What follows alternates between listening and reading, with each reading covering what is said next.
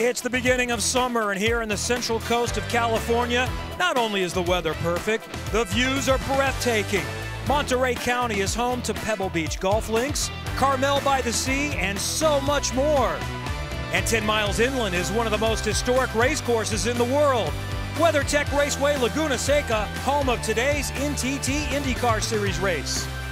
The championship is nearing the midpoint, and the top contenders include one of the greatest of all time, Scott Dixon, who is in play to tie A.J. Foyt this year with a 7th championship. The reigning champion Alex Palou starts on pole today. And two-time champion Will Power, who ended a 2-year winless streak in the most recent race, now leads the title fights.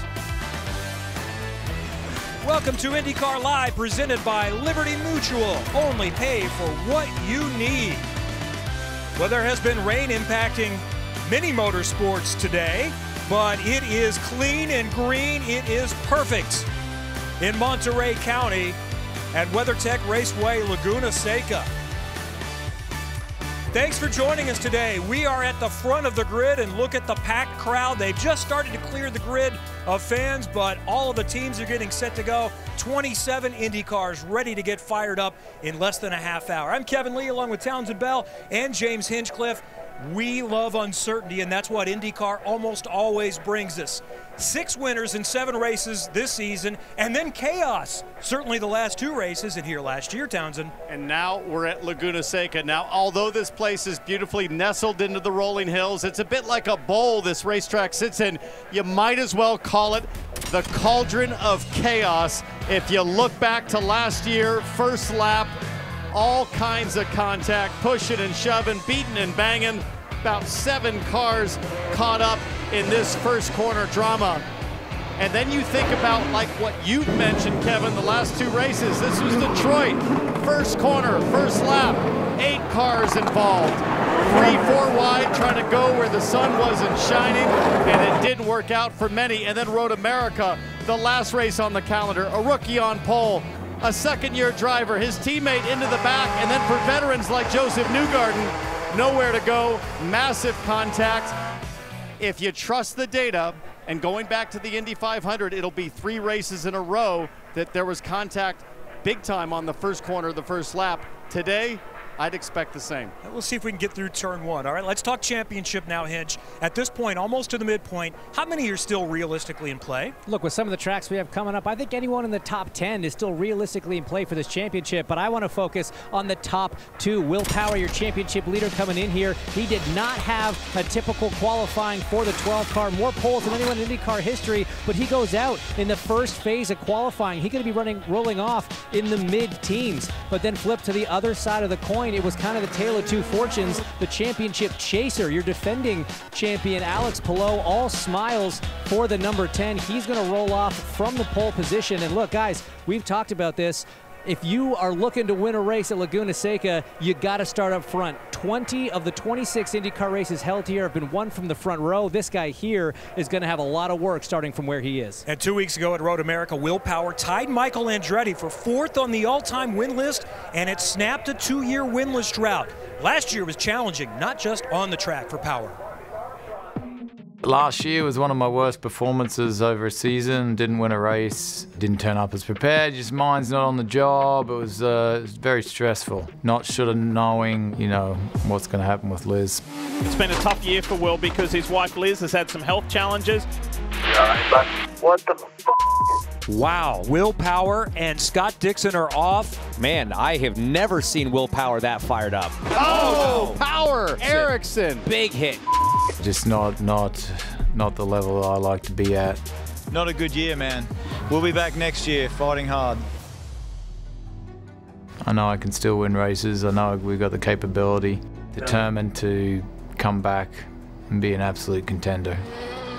1 to go for Will Power, and a 2-year drought will be ended. Here at Road America, the Expel Grand Prix is all about Will Power. Congrats, finally. Oh man, feel great to finally win a race. I'm lucky to drive for Penske. I'm lucky that my wife got through that last year and got a great family. I'm lucky, man. I'm lucky to do this.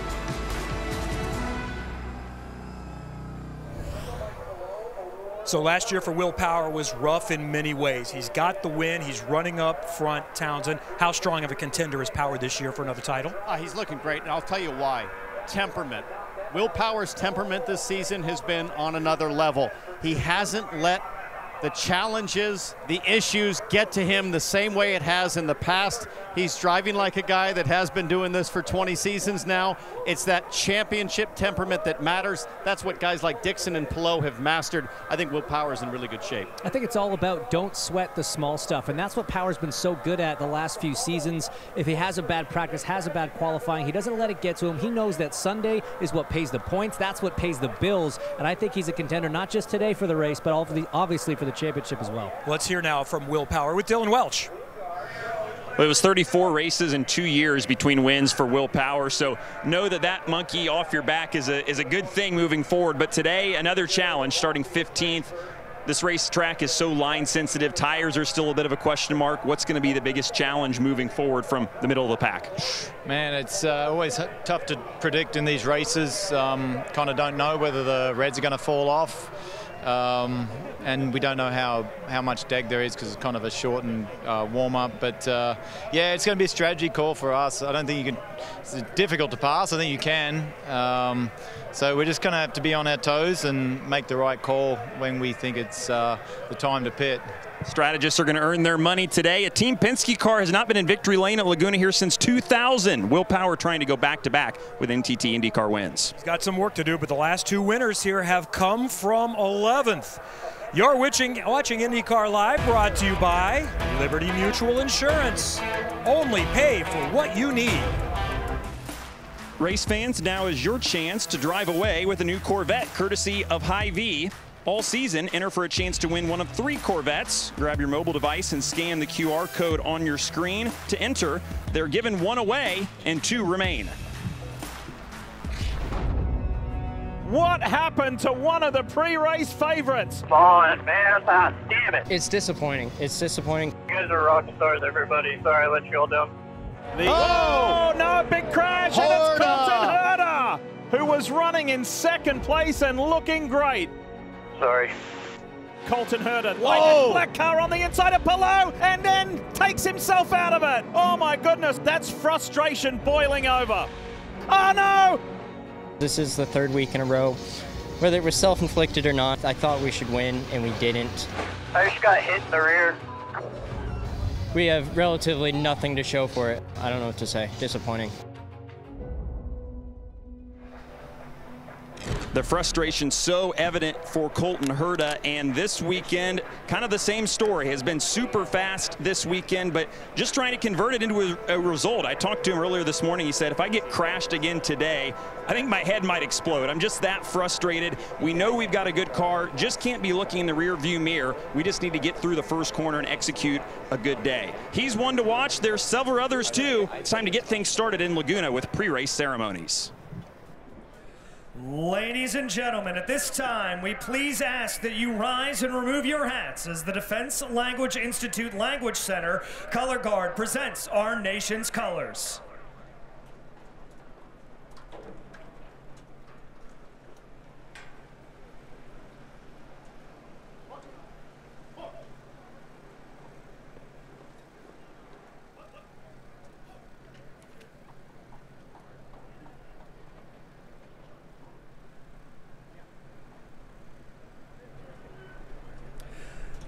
Please remain standing as Chuck Lessick of IndyCar Ministry offers today's invocation.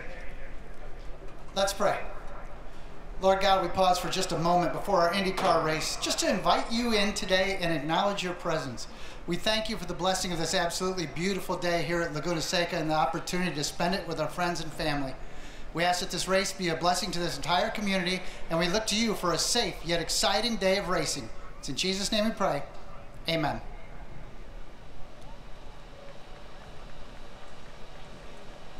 Here to honor America with the singing of our national anthem, please welcome Airman First Class Nina Pacheco with the United States Air Force Band of the Golden West.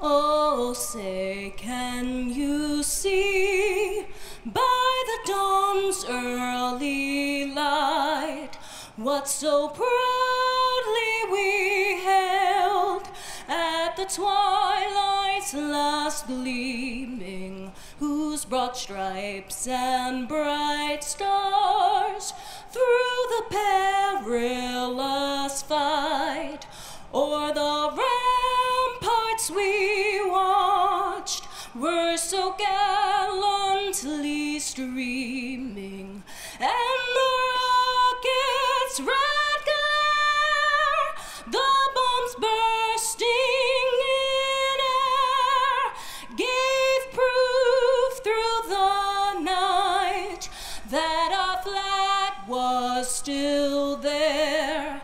Oh, say does that star-spangled banner yet wave o'er the land of the free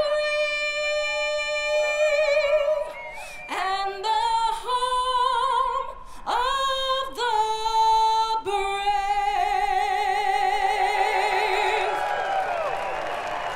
Let's hear it for Airman First Class Nina Pacheco. We are moving oh so close. Next up, drivers called to their cars to begin strapping in. And this is pretty significant for a couple of young American drivers. 22-year-old David Malukas from Chicago is finally making his season debut. It's not what the team he expected it to be. He had signed and was in fact announced here last year in the season finale that he would drive for Arrow McLaren this year, but he broke his wrist badly in a bike crash before the season started. He was released from his contract. Now he is with Meyer Shank Racing. And then 19-year-old Nolan Siegel from nearby Palo Alto ultimately becomes the replacement for Malukas. They've had several drivers in that car. He will be making his third point start with his third team this season. And this is all connected between the two of them, Hitch. It really is. It's a bizarre set of circumstances that led to each of these drivers being in each of these cars. And a big ass for Nolan Siegel, drinking out of a fire hose here, basically his first weekend with this team. Third different team this season, as you see. A lot to learn, a lot to get used to, and not a very easy track to do it at either. And on the other side of that coin, you've got David Malukas back into an IndyCar for his first race. And look, we know he's recovered. He's done well at the Milwaukee test. He's qualified well, but 95 laps on a still recovering wrist around Laguna Seca is going to be tough. Yeah, I talked to Malukas' co-owner, race team owner, Elio Castroneves this morning. There is a lot of concern about just that. As you can see, that carbon wrist brace on the left wrist of David Malukas there. The concern is, can he hang on for 10 laps, let alone 95 in the California sun? It's going to be tough. He's got the cool suit on, but he's ready to go, ready to fight. So far, very impressive in his season debut, making it into round 2 of qualifying yesterday. So much more to come. You're watching IndyCar Live, brought to you by Liberty Mutual Insurance. Only pay for what you need. We are closing in on go time for the Firestone Grand Prix of Monterey with the NTT IndyCar Series, round 8 of 17. The command is coming up shortly. Plenty of stories to get to. Let's head back down to the grid. We start with Dylan Welch. Well, Kevin, Kyle Kirkwood has the worst finish of anybody in the field with an 11th. That's kept him in the championship fight, but his best finish overall in a race is just 4th. That hasn't been good enough for them this year. Kirkwood starts 2nd today. That's his best starting spot of this 2024 season, but there's no added pressure to do anything wild today. Kyle said to me this morning, the strength of this 27 team has just been maximizing their days. They keep doing that, the wins will come. That's their mentality. He's got maybe his best opportunity of the year at getting that first win today. Georgia Henneberry. Well, thanks, Dylan. I'm just a few spots behind you in that 5th place starting position. I have my eye on Alexander Rossi in that Arrow McLaren Chevrolet number 7. He told me earlier today he feels like his car is good, but this race for him is really going to be about managing those Firestone red tires. This is his best starting position on a road course all season long, his 2nd of the year, but he feels good. And not to mention, this is his home state of California. So family, friends near. He's looking to rebound from Road America, and he feels like with minimal yellows and a 5th place starting position, he can do it right here at WeatherTech Raceway, Laguna Seca. It just feels, guys, like there are a lot of contenders in this race. And yes, we have seen this race dominated by Colton Herta with 2 wins, the Ganassis, the 2 other wins in recent years. But Romain Grosjean's the only other one, Hinch, that's finished on the podium here. How's he doing this weekend? What are his chances? His chances are decent. He has been very quick consistently throughout practice, throughout qualifying. He's going to line up inside the top 10, starting P8. As you said, he's got a podium from back in 21, and he had to work for it as well. It was all about getting passes done on the racetrack. But, James, he's got to stay out of the Hornet's nest. This is flashback to 2021. He puts a big old shoulder hip into Jimmy Johnson, gets through the corkscrew. He got through and survived to get to the finish. But that was low probability at best. It was a miracle his car kept together. And he just has to stay out of trouble. Too many times this year, Romain Grosjean has been in the heat of the battle, whether it's in the races or even practice. We're talking practice with this guy, Santino Ferrucci, and it started 3 months ago with all kinds of shade thrown as we look back to April at Barber Motorsports Park. Grosjean driving Ferrucci wide. Again, in practice, James. What's going on here? And then more. It's just been a back and forth. It's been a tit for tat between these two. It continued then into warm-up here at the Indy GP. Then again in the race itself. These two just finding each other, and once again in warm-up this morning, a penalty was issued to Ferrucci for that block on Grosjean. It just seems like these two are magnetically attractive. There's got to be some secret trophy, Kevin, for winning practice or showing the greatest flex in practice, because it just doesn't make sense. It's not the time to flex your muscles. Race day's what counts. I'm starting to think they're besties, and they've talked about this, and they're just doing this for the entertainment and the fake rivalry. Well, I'll tell you, the messing around, though, has paid the penalty for Ferrucci. Missing practice time you don't want. Well, here's my question for today. This guy has been on the podium all 3 times he's raced here. He maybe could have, should have won last year. Yellow came out at the right time. Did dominate by half a minute 2 years ago. On pole, can anybody catch Palou today? I'll tell you what, you got to jam him up early at the line. This guy is dominant at racetracks like Laguna Seca that demand and reward precision. Nobody's better than Palou. It's a huge opportunity for somebody like Kyle Kirkwood or maybe Colton Herta to jam it up on the start, throw him off his rhythm, try to get some track position early on.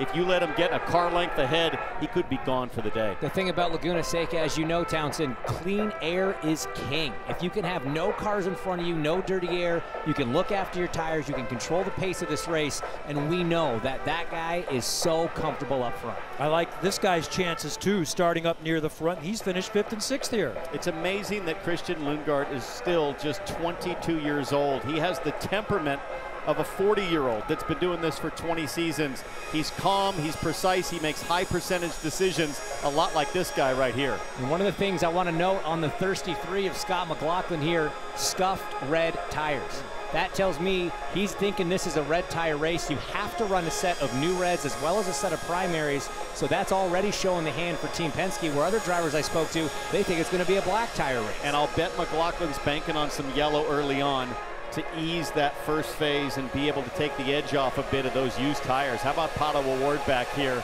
Average start of 6.7 on the season, but he's, Laguna Seca, but he's led just 15 laps here. He's always fast, but it's always been something to keep him out of victory lane. 4th in the championship. He is one of those very much realistically in play right now. This is such a special place. For you, Townsend, it's the first time you drove a race car. It was right here. At racing school, literally 100 feet from where we sit right now.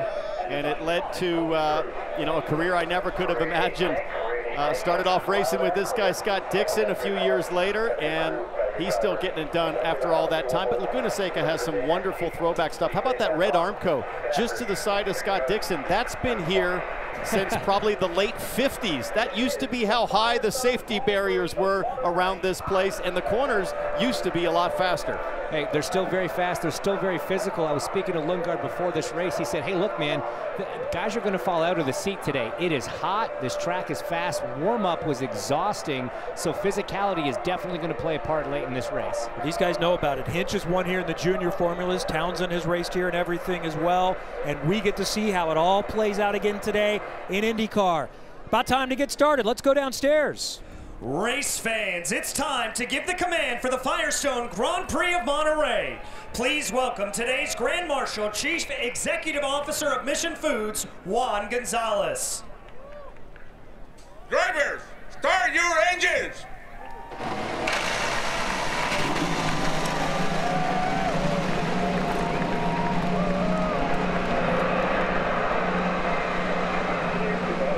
"95 laps, a little over 212 miles around this beautiful, historic racetrack, the Central Coast of California. We are set to go racing next from Laguna Seca. It's the Firestone Grand Prix of Monterey. Thanks for joining us. Kevin Lee, Townsend Bell, James Hinchcliffe, Georgia Henneberry, and Dylan Welch. Today's starting grid is presented by Firestone. You can see that on the left side of the screen. Let's take a look, guys, at this road course here in our track preview brought to you by Honda. We'll do that coming up in a moment. Who do you want to highlight here? Who are you looking at? Well, a lot of forceful drivers up front, but at the back of the field, watch a guy like Graham Rahal. If this race gets crazy early on, he has a cagey ability to find his way to the front. A great racer. He's a game day type of guy. Here we go, the Honda track preview here at WeatherTech Raceway, Laguna Seca, one of the most iconic racetracks in the country. You see the Andretti hairpin, that's where we see a lot of action off the start. And it's also all about the elevation here. You're fiercely downhill, double apex turn. You can go side by side, but sometimes it ends in tears here. Certainly can, but here, as you look to the left-hand side of your screen, that's what Pietro Fittipaldi sees live as he approaches the corkscrew. Imagine driving off the edge of a parking garage that's about 8 stories high. That's what it feels like right here as you go up and over the crest at speed. So if you're watching on Peacock and you have friends that only have television access, let them know we are joining CNBC in a moment.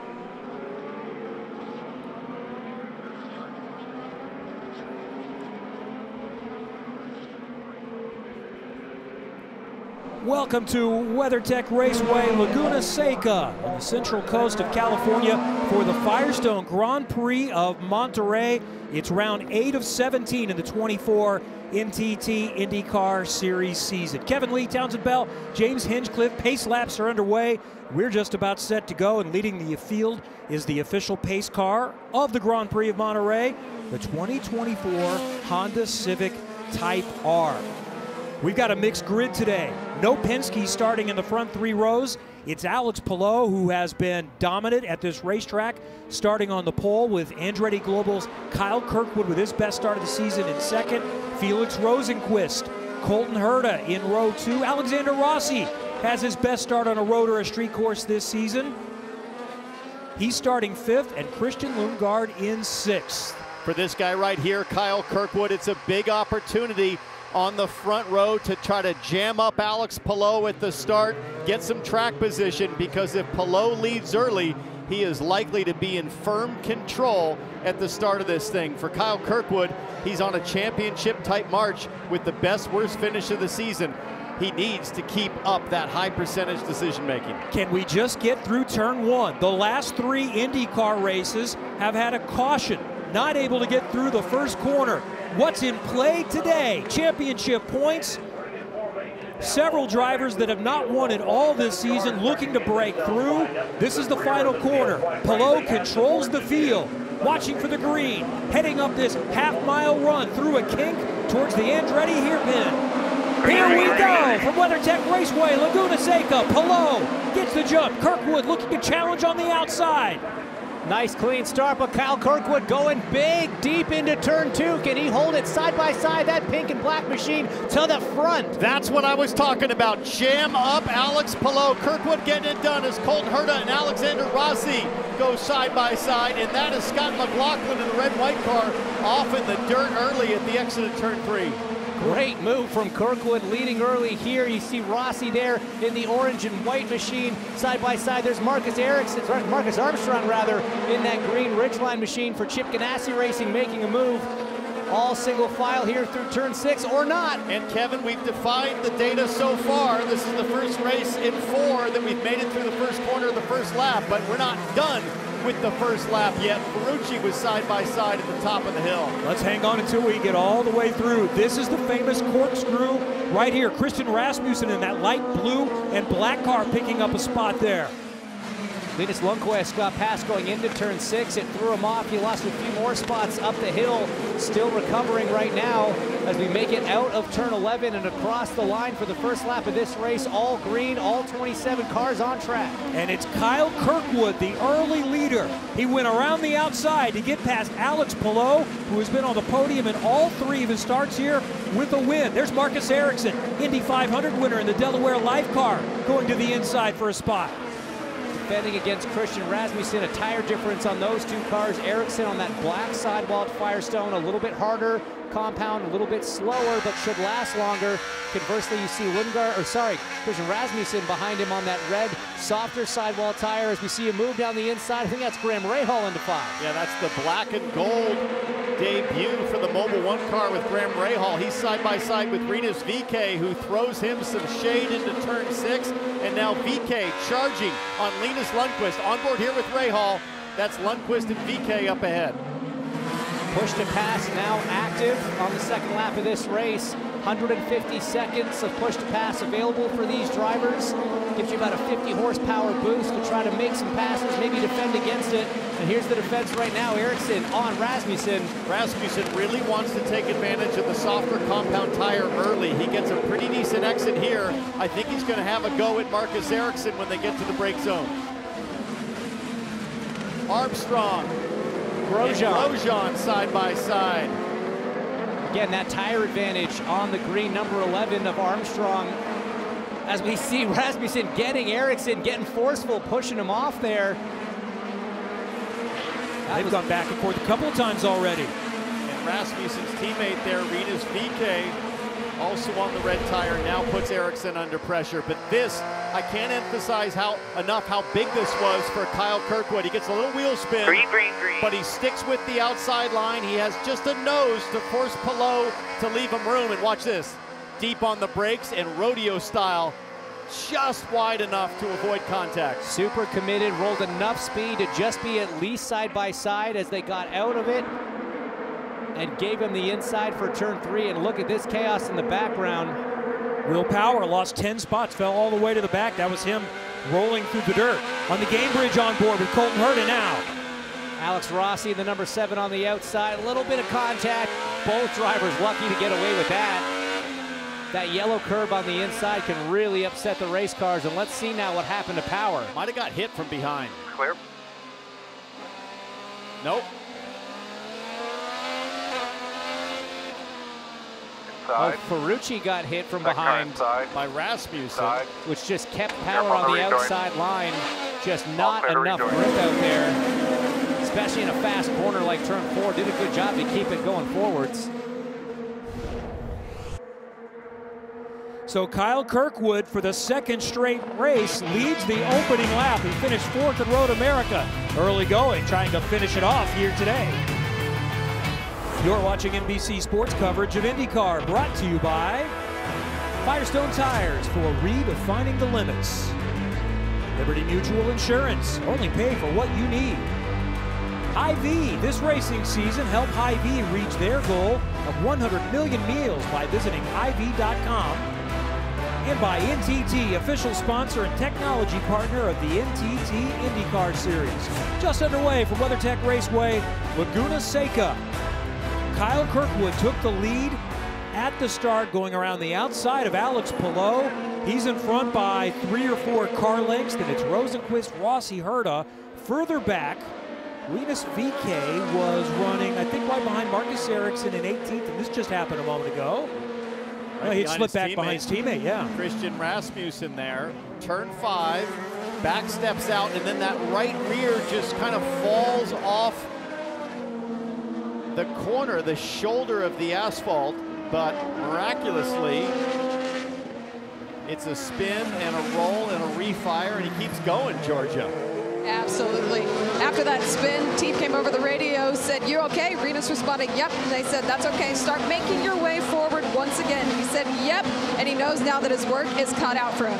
And those strategists now, James, since it's green to start this thing, maybe surprisingly green to start Laguna Seca versus last year, they now start to think about, if I'm at the back, where do I start to gamble? How do I get off strategy? I think that window opens around lap 13 or 14 in this running. So we'll have to look for what we like to call the dumpster divers that take a gamble, try to find a treasure. And I wonder if this kind of plays into what you said about Scott McLaughlin in that number 3 machine, currently running 8th. He started 7th, was the highest running car to start on the red tires. And you can see that red sidewall as we ride on board. The Good Ranchers on board with McLaughlin here. But those used tires, I think, they were hoping for that yellow to run some of these laps of that first stint under caution and not have to push for an entire 25, 27 laps. Let's take a look at some Firestone telemetry on board here with McLaughlin, because he probably had 4 laps on these tires from qualifying to start the race. Let's watch, listen, and see if it's a handful for him. Early signs say no problem with 9 plus call it 4, so 13 laps on the reds. Dylan, it looks to be well in hand for Scotty Mack. Yeah, they have actually been really happy with their red tire pace. Ran 20 laps on a set this morning. Said they passed Pelot, who was on the black tires, and drove away from him. So they think it's a red race and trying to theoretically get their worst set of those out of the way here early. But I think they feel like they can maybe go to lap 15 or 17 or so. It's probably about the window you want to get to before you take these off and go to whatever their next set of tires is. So Scott hasn't said much on the radio right now, but feel like that they're in a good spot, just kind of getting these used tires done out of the way and not losing too much track position. McLaughlin was the best starting of the Penske drivers, just missing the Firestone Fast 6, starting in 7th. Joseph Newgarden has moved forward just a little bit. He's running in 13th right now. We documented Will Power. He's made up a couple of spots back, but he's back in 23rd.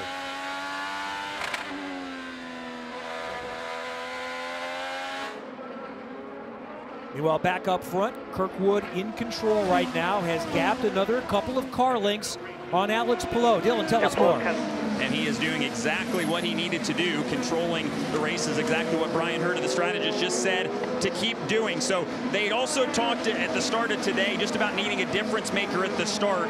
Anything they could do to be different from Pelot. They thought it was going to be a tire advantage at first. They expected Pelot to start on the red tires. That's why they started on the blacks, just to try to do something different. So when that wasn't the case, it basically got put into Kyle and Brian's hands to figure out a way to get track position, get clean air. That's the difference maker they need. And if they can hold on to that, it may be Kirkwood's race to lose here.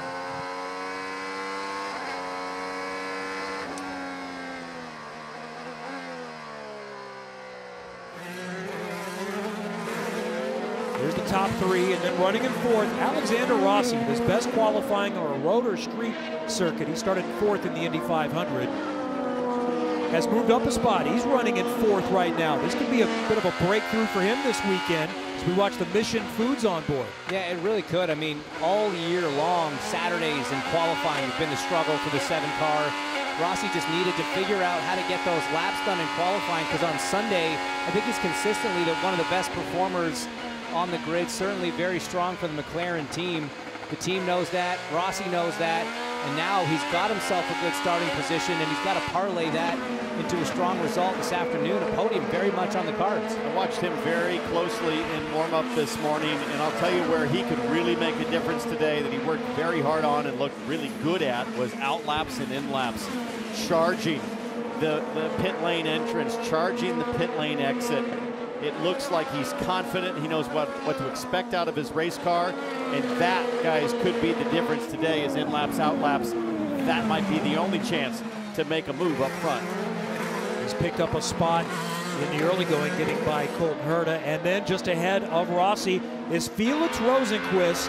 Georgia, he continues to impress in his first year with Meyershank Racing. You're absolutely right about that. And I'd like to talk about the evolution of Felix Rosenquist over the course of this weekend. 23rd in practice 1, big improvements to 7th in practice 2. And then he told me earlier today the car came alive in qualifying where he started in 3rd. He currently runs the team just came over the radio. They said try to extend that fuel number to extend 1 more lap before their first pit stop. Up front, Alex Palou has cut that gap down just a little bit. Is now 2 to 3 car lengths behind Kyle Kirkwood. So we'll see what Palou has, looking for his second win at Laguna Seca. Maybe a chance to take over the championship lead again. AutoNation Mobile Service brings their pit crew to you with expert technicians performing over 200 repair and maintenance services wherever you are. Scan now to schedule. Lap 13 of 95 at WeatherTech Raceway, Laguna Seca for the Firestone Grand Prix of Monterey. And a picture-perfect day just off the central coast of California. On the AutoNation Mobile Service onboard, Felix Rosenqvist running third, looking up at the 2 leaders, and Alex Palou looks like he might be closing in a little bit.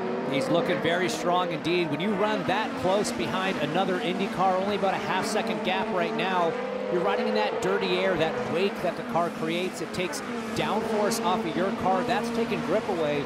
And with all these fast-flowing corners at Laguna Seca, that cost you big lap time. So for him to be able to maintain that close a gap shows me that he's got way more potential, way more pace in this race car. And he's just got to find a clean way by Kirkwood and get that clean air. Looking to push to pass seconds remaining right here, upper left-hand corner. You see that Palou's used 13 seconds, while Felix Rosenqvist just 1 second. Rosenqvist happy to sit, ride, maybe find a little bit of clean air, holding back a second or so from Palou, saving his tires, and then you would press when it's pit lane time.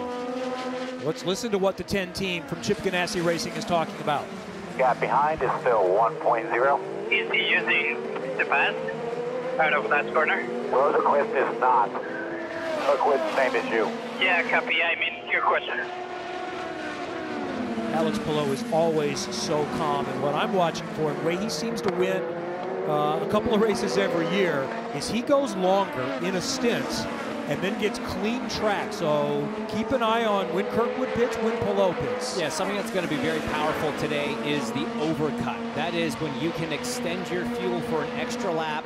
When the car in front of you pits, you stay out for at least one more tour around. You're on hot tires. You can do a good clean air lap time nice and fast. And as that car that's pitted is struggling on the out lap to get up to speed, you're essentially closing that gap. One of the things I'm a little surprised at, James, is nobody's taken the early stop and tried to get off strategy and gambled a little bit. Typically, we'll see a team like Dale Coyne Racing that has drivers in 22nd, 27th right now start to gamble and pit on the early side. But they probably think, well, we'd go a lap down, perhaps. Look, I'd do the same thing if I'm Graham Rahal in 19th. If I'm Marcus Ericsson in 17th, you've got a car as Andretti Global up in first. You've got another one in 5th. Let's split the strategies, do something different, try to cover all the bases in case that lucky yellow comes out. And if we look at pit lane, you just don't see anybody laid out, ready to go right now. So everybody wants to stay with the leader's strategy as Alex Palou draws ever closer. And there you see it. Those are IndyCar officials. And they look lonely. They're ready for some action down there. Nobody's showing their cards just yet. Cautions breed cautions, the lack thereof the opposite. No one wants to get in a position where they're in big fuel save this point either. That's the question, is how far can you go? Full Rich, I think you're a 26-27 lap stint. Riding on board with Kyle Kirkwood, I could hear some lift and coast, saving a bit of fuel, trying to stretch this early stint. Rosenqvist looks strong. He is with Palou in that yellow DHL car, the white and pink AutoNation car up front, or the black and pink with white for Kyle Kirkwood. And then another AutoNation Sirius XM car with Rosenqvist is running in third. They've gapped a little bit in front of Rossi, Herta, and the rest. The other thing is if you dumpster dive, James, and pit now and get off strategy, you're likely to stay on the lead lap by my calculations and then have clean air to press. So I'm really surprised here nobody's going for it. Here's the thing, when you're not already faced with cautions and different strategy options here, yes, everything that these drivers are doing is on paper the fastest strategy. But if you're doing the same as everyone in front of you, track position is going to win every time. Somebody has to roll the dice, break this trend, and then put some of these cars up front in the danger zone in case a yellow does come out. However, this race, Laguna Seca, taking place in June, midway through the season. It's not the last race of the season where everybody typically throws caution to the wind to try to get a result. So maybe everybody's thinking points a little bit more than they would in previous seasons. first to duck in is one that you guys mentioned, Marcus Ericsson. Try something different. There you go. The Andretti Global team's listening to the broadcast, guys. And they decided to pull Ericsson in. You see a sticker set, a brand new set of those red sidewall tires. He started on the primary, so that satisfies the tire rule for the 28. And he has perfectly clean air. He's got about 20 seconds to the next car in front. He can go fast, and a lot faster than, say, Alex Palou going to go over the next 10 laps. Clean air, soft, fast tires. We'll keep an eye on the lap times from the 28 and see what kind of difference. The leaders right now running around the high 110s, low 111s. So we'll keep an eye to see what kind of effort Ericsson can put in, as now that black and gold Mobil 1 machine at Graham Rahal comes to pit lane. And you see the red sidewall tires coming off. The primary's going on, but a little bit of a trouble with the left front. Big trouble there with the left front, Georgia. So Rinus VeeKay among those in pit lane as well. They changed an engine earlier in the day, but those Firestone red tires went right back on the Ed Carpenter Racing number 21. They filled it up with fuel, and he was away. Saw Power in there as well. He was down near the back after getting pushed off track there. So again, you've got, as Penske, Scott McLaughlin, your highest runner in 8th right now. He can be on one strategy, split them. That's something Penske's always been really good at. Here comes Kyle Kirkwood to complete lap 20, and I start to wonder, what's the ride like for Scotty Mack? If you look at that left front tire of McLaughlin, it's starting to show some ribboning there.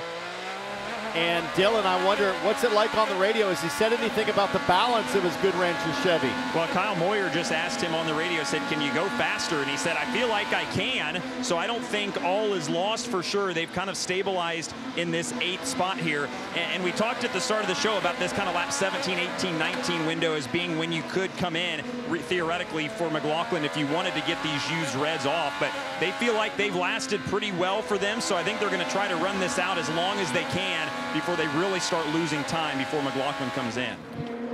So, James, that tells me it's a red race. Certainly for that car it is, as we watch this battle on track.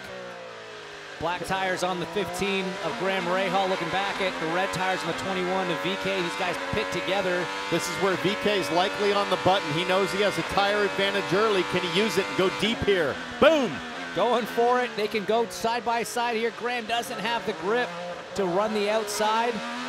Clean pass there from VeeKay. Aggressive but decisive. Love what you're seeing there. And what that does for VeeKay now is, if the car is quick, he's got clean track in front of him. Yes, this is for last and next to last, but he can maybe pick up some space as others start to make their first stops, including Pato O'Ward, Dylan. Yeah, and he has just kind of been quietly riding around the top 10. Started in the 9th spot, had fallen back to, I think, 12th. So they'll come in here, started on the primary tires. They will change and put a set of sticker alternates on for the 5.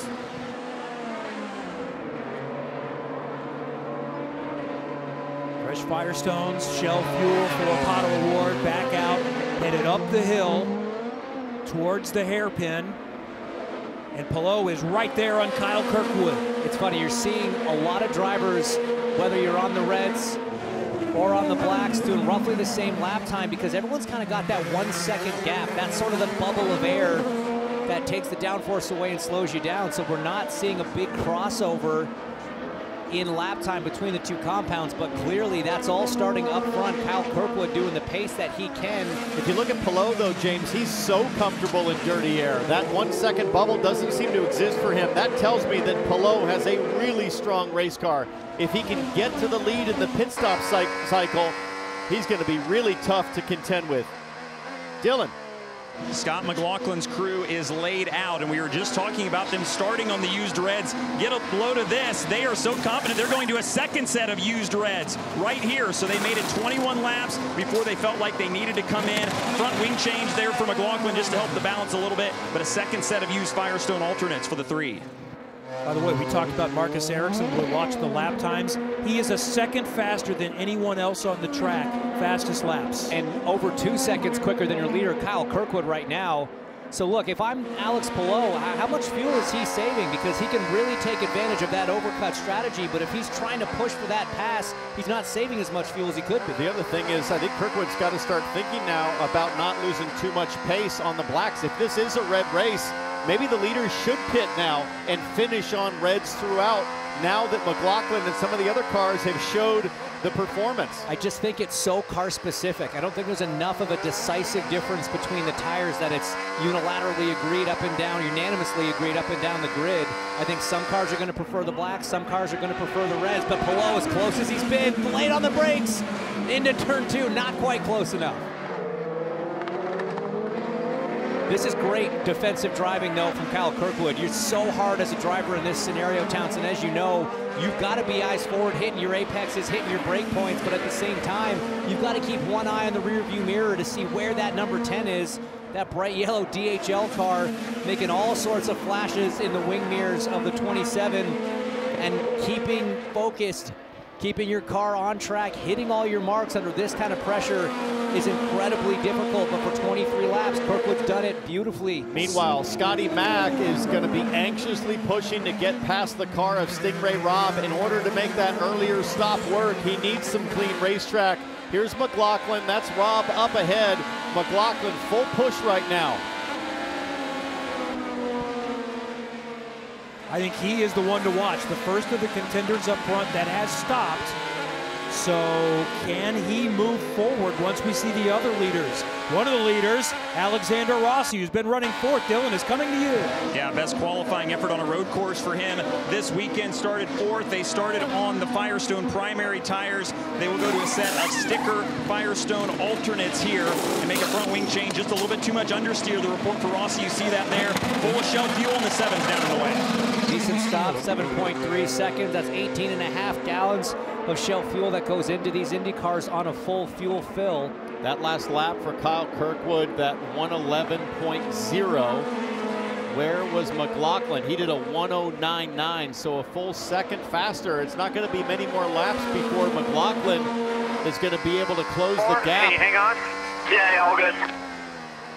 And that was right after Kyle came on the radio and said the left front is falling apart. So it's not ideal behind the wheel of the 27, but they're trying to make it last for their fuel number. It's not ideal, but he doesn't sound panicked either, does he? I mean, hey, no, all good. We can do this. I know, but I'm watching the 3 on the tracker, James. He's got clean air behind Kyle Kirkwood, and now Felix Rosenqvist diving in from 3rd place. So this will be key to see how this one goes. About 30 to 32 seconds lost on pit lane with a full fuel fill. So that's the number you got to add up.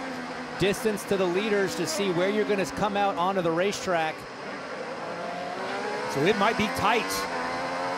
Let's keep an eye on McLaughlin, especially when Kirkwood comes in. Here is McLaughlin. He's behind Alexander Rossi, who's wicked fast. So McLaughlin, let's watch this lap time as he crosses the timing line. Last lap, a 109.9. This lap, a 109.1. He is chewing big time into Kirkwood's pace and Palou. If he can keep this up, as Rosenqvist, I think, comes out of the pits there. So McLaughlin has closed the gap pretty nice. That's big for Rossi, too, though, because he got out in front of McLaughlin. So you got to think, Rosenqvist pit from 3rd, McLaughlin pit from 8th after their first pit stop. They are nose to tail, so that's a huge gain in track position for Scott McLaughlin. I just wonder, is it a mistake that Kirkwood stayed out this long as both Kirkwood, his teammate Herta, and Christian Lundgaard all come to the box? The blend will be fascinating to see what was better. Let's start with Georgia. Yeah, Christian Lundgaard, he finished 6th here last year. He started 6th here this year. I asked him earlier today, are you confident and comfortable? He said always. They went from Firestone black tires to Firestone reds. It was a quick stop for the High Beyonder 45 team. Dylan. Kyle Kirkwood there at the bottom of the screen went to sticker alternate tires. He'll beat Colton Herta out, but we'll watch the blend here when they come back. And Palou did the overcut. He stayed out a lap later here. They are telling him to push hard, use a lot of overtake on this lap to try to make up some of the gap. There goes Alexander Rossi. It's going to be tight. Rossi is in front. How about that? Gets ahead of Kyle Kirkwood, Colton Herta, and Felix Rosenqvist. Lundgaard slotting in between Rosenqvist and this man, Scott McLaughlin. But no surprise, the drivers that stayed out, the Ganassi duo, the 10 and the 9, Palou and Dixon, so good at saving fuel. This overcut strategy might work out just well for those two, but so far the undercut, pitting early is what worked for both McLaughlin and Rossi. Beautiful stuff for Rossi. McLaughlin now desperate to try to attack as those lead cars are on cold tires. And the lead trio is in the pits. Palou, Dixon, Grosjean. As we watch this battle sort itself out. Oh, inside goes Scott McLaughlin. Georgia, what's happening in pit lane as Lundgaard's off? Yeah, Romain Grosjean came to pit lane. He told me earlier today he doesn't think he's going to have to be that aggressive today. He just has to be smart along with the team. He was frustrated yesterday, but he knew their pace was good. He's got those Firestone blacks on. Lundgaard off at the exit of 9, and now that styrofoam sign is stuck to his right front main plane. Free on the nose. That is a massive downforce delete for Lundgaard. It's going to be tough, even right here on the brakes. Meanwhile, Rossi pitting early. He has taken over the lead by a couple of seconds on Kyle Kirkwood. Alex Palou staying out an extra lap, lost precious time in the pits. He's fallen back to 7th. That is not normally how it goes here at Laguna Seca. It's all gone sideways for the number 10. It's going great for the 7 of Rossi. Palou is now chasing Rossi, so he comes out second after the sequence.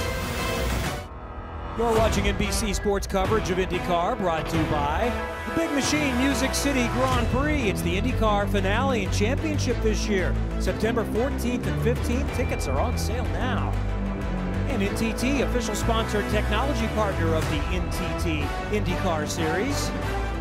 And by Mobil 1, the world's leading synthetic motor oil brand for the love of driving. Well, it's getting wild here at WeatherTech Raceway, Laguna Seca.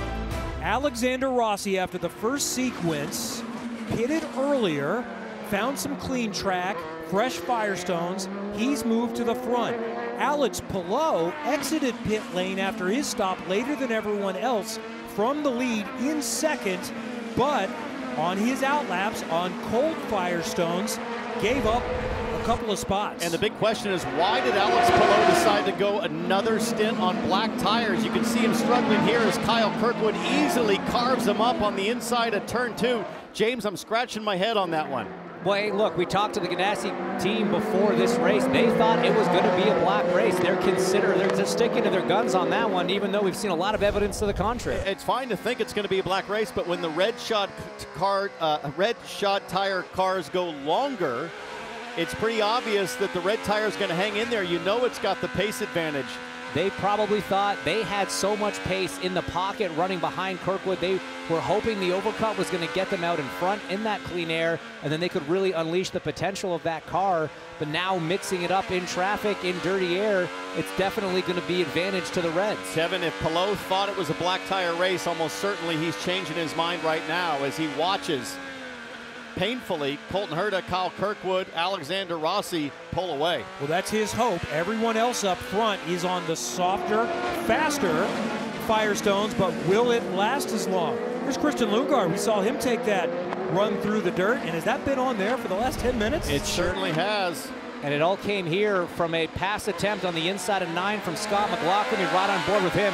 This is not a typical passing opportunity, Townsend.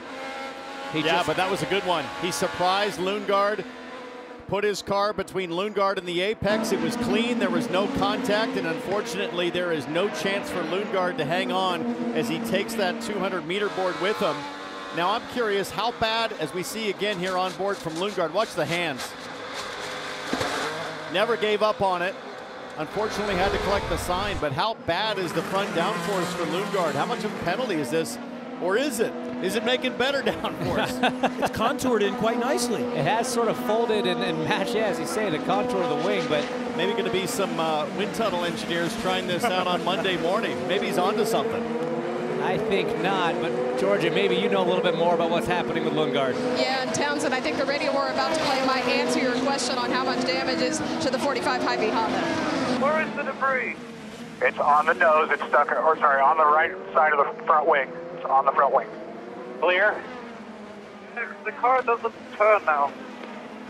Yeah, that's Christian Lundgaard saying that the car just won't turn. I just talked to the team, though. They're not sure if they're going to bring him in yet. They're weighing out their options, but there is a spare nose ring ready and available. Tires, because it doesn't turn in high speed. He says it doesn't turn in the high speed. A 1:10.7 was his last lap time. The car in front of him, David Malukas, a 1:10.7. So here's what you got to do. As a driver, you need to get clever with the controls. Start working the roll bars, work the brake bias, do anything to be able to rudder this thing into the corner and get yaw angle, knowing you're going to pick up downforce middle off.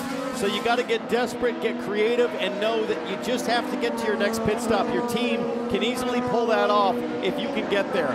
Do your best. Hang in there. Going wrong for Lundgaard. It went a little bit wrong for Marcus Ericsson as well. We saw him have an off-track excursion right there in turn 10.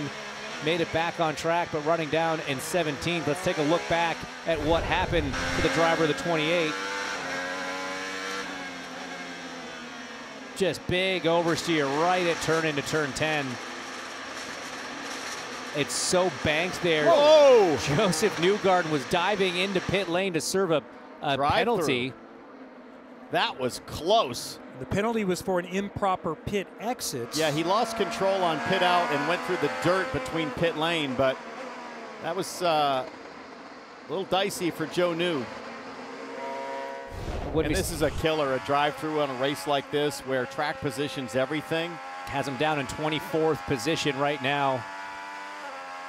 So not all going well for the number 2 Hitachi machine of Joseph Newgarden. It's kind of been all or nothing for him this season. The all is quite nice, an Indy 500 win and a second place at Road America. But other than that, a lot of finishes near the back. All right, let's go back to this first pit stop and check out our pit stop differential powered by NTT. And that's going to show us a bit how the race has turned.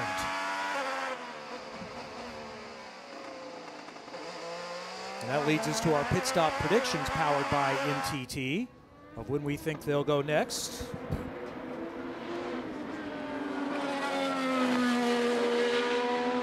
Look, it's all gone right for Rossi here. That was such a good stint, and it continues to keep going right.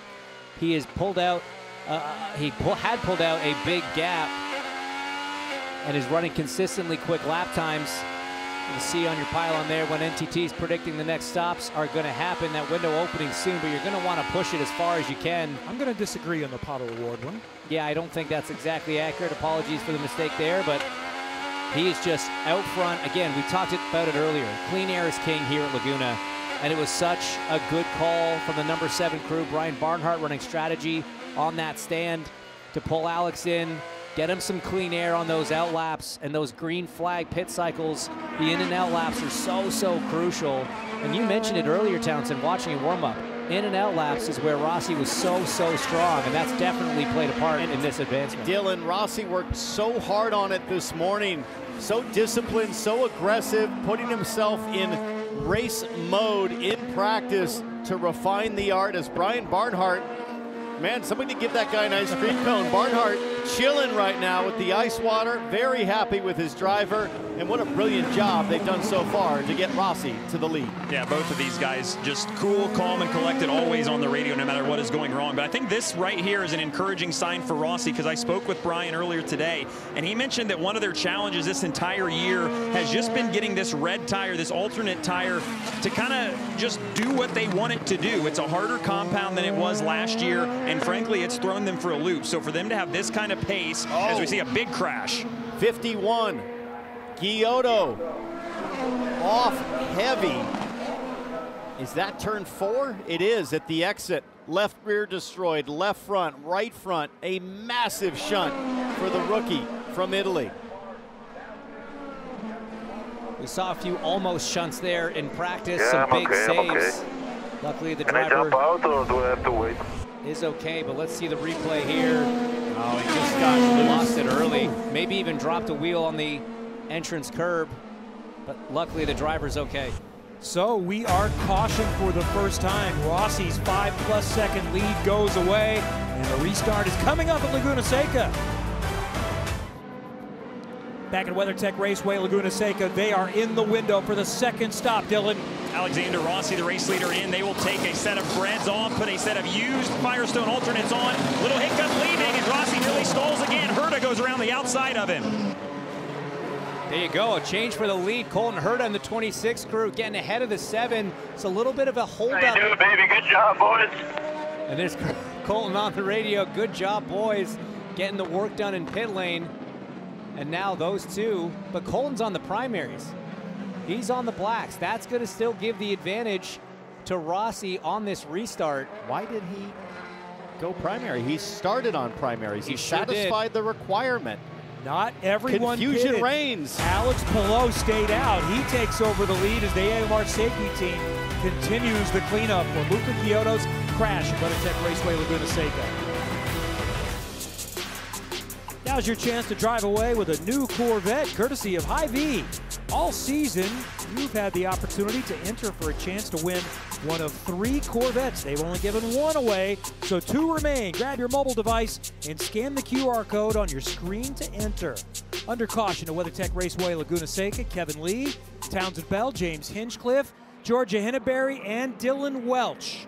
We've had a second pit stop for some. The top 13, though, stayed out. Colton Herta, the first off pit lane, runs in 14th right now. Let's take a look at Scott Dixon. Orange and blue PNC car. He just curb slams the bottom. He cases the bottom of his car, taking too much apex. Watch this. He's going to get too far to the left here. A little bit of oversteer, locked the fronts, anti-stall, and then gets collected a little bit in the back by Scott McLaughlin trying to get around him. Look at that. So that's wing contact. That could have implications. Very easily could have damaged that wing on Burt McLaughlin now. Or the geometry for the steering arm on Dixon. Yeah, nothing McLaughlin could do there. Looks like he got away with it.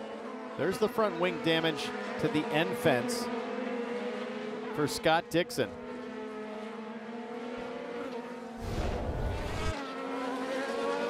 So we've got 2 strategies in play right now. As mentioned, the top 13 did not stop. 14th on back have made a second stop. They are hoping to get it done on 1 more.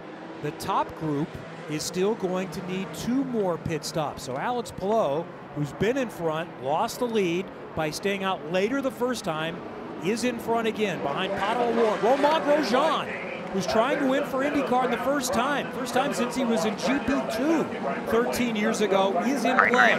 Don't forget the restart line is different this year. It's after they get around the final corner. Palou with a great jump, and Grosjean is trying to take a peek at Pato O'Ward for second coming up the hill. Going to be tough for Grosjean. He's on those blacks. He's got O'Ward in front on the reds. The grip is going to go to O'Ward, but Grosjean's trying to make it work on the outside. Townsend, I think he got it done. Black tires versus red tires, and amazingly on a restart, Grosjean making those sticker blacks work as someone's off. Is that Siegel? I think that was Nolan Siegel, yeah, the number 6. Exited turn 2. It's the NTT data McLaren. Wonder if he got help or... He was one of the cars that had not pitted. Full course yellow. Copy, sorry about that. Really sorry. Debut for Nolan Siegel with Arrow McLaren, the 19-year-old just announced to finish the season. Next season and more with Arrow McLaren. What happens? Listen here. Just spins up the rears, and then the right rear falls off the exit curb to the Monterey dirt. No traction out there. So just like that, we are back to caution as the strategy continues to play out from WeatherTech Raceway. Set to come back to green at WeatherTech Raceway Laguna Seca. Alex Palou in front with Romain Grosjean, so hungry for a win, in second. Pato O'Ward, David Malukas on his season debut in 4th, and Armstrong in 5th. Let's go again from Laguna Seca. Grosjean's got a little bit of a run. Alex Palou got a little sideways, exiting 11. Here comes Grosjean, but he's gonna take the conservative path in the brake zone. Pietro Fittipaldi locking up there side by side with the 41 of Stingray Rob. Rob's got the grip advantage with those reds, but side to side hip check from Fittipaldi pushes him right off. Now Rossi going around in the orange and white McLaren. I don't think that Pietro Fittipaldi grew up playing ice hockey in Brazil as Palou opens up a big gap on Grosjean. Rossi in the background trying to make a move on Colton Herta into 4. Didn't make it stick, but you see the gap already that Palou has opened up over Grosjean. He's comfortable out front, and he's going to want to extend this lead. Grosjean, Canapino off. That was Kiffin Simpson just behind the Argentinian driver, Canapino. Rossi gets through. All locked up. I think that's Kyle Kirkwood trying to get around Stingray Robb. He makes that happen. Those drivers that pitted trying to cut through this traffic of the cars that didn't. Herta up to P10, Rossi P12. They are essentially, effectively the leaders on that main strategy. And that second yellow really helped drivers like Herta as Scott McLaughlin goes forward. That yellow extended the fuel range. It probably means that Colton Herta can make it on one more stop to the end. It's going to take some saving likely, but a lot more manageable. It was a short yellow, that one for Nolan Siegel. Stingray Robb tries to fight back on Scott McLaughlin. Now Dixon in that orange and blue PNC Bank machine trying to line up the AJ Foy Racing driver. And then we're keeping an eye on McLaughlin and Dixon to see if the contact that they had getting into the pit lane has any impact on them. The Verizon on board with Will Power. He went through the dirt in the opening lap, right now running in 19th. He is one of those that just made a stop and could probably get home on one more. So up front for Alex Palou and the others behind him, they need 2 more stops. Does he just need to run away from everybody and hope to create a gap? It's all about pace right now, but he's on that harder Firestone black tire. His last lap, a 1:11.7. That's not going to get it done, but you got to watch the gap to Herta right now at 8.6 seconds. That was the first lap of a restart. Cold tires, crucially, it was 1.3 seconds quicker than Grosjean and 2 seconds quicker than this man, Colton Herta, mired in traffic. So Palou across the line, a 1:10.2, fastest car on track at the moment. Already opened up 2 seconds almost to Grosjean. The game bridge on board shows us, Townsend, the leader on this strategy that has stopped. Would we call this the A strategy? But let's take a look at that graphic. It breaks down into 2. They're labeled in reverse order. So for strategy A, that's Alex Palou, Grosjean, and Award, the drivers that stayed out during yellow. Strategy B is this guy, Colton Herta, leading in 10th, along with Rossi and Kirkwood. We think that Palou is going to have to make 2 more pit stops, barring a ton of yellow. So what Alex Palou, Grosjean need to do is try to put about 23, 24 seconds on the car of Colton Herta to be able to make their second stop and still come out in the lead. So do we think B, the way it's labeled here, is the preferred strategy? At the moment, it certainly looks that way. I mean, you see the strategies there, powered by NTT. We've got a bit of a race on our hands, certainly.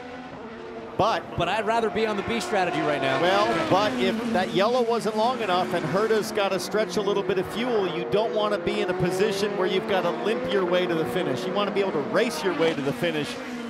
NTT giving us that information as Alex Palou continues to circulate and tries to open up that gap, which sits at 10.8 seconds right now over Colton Herta. Back there in 4th, David Malukas has not raced since here at the end of the season last year.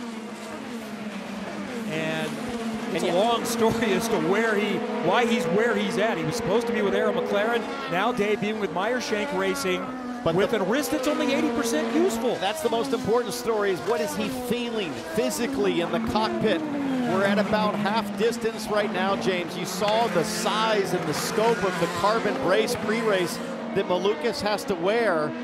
And you know the physicality of Laguna Seca is punishing. It is 125 degrees track temperature, probably 110 inside the cockpit. Can he hang on for another 50 laps? Here's the thing, we're not even at the halfway point yet. And look, you're battling an injured hand, a recovering wrist. That's one thing. But the other thing is just being race fit.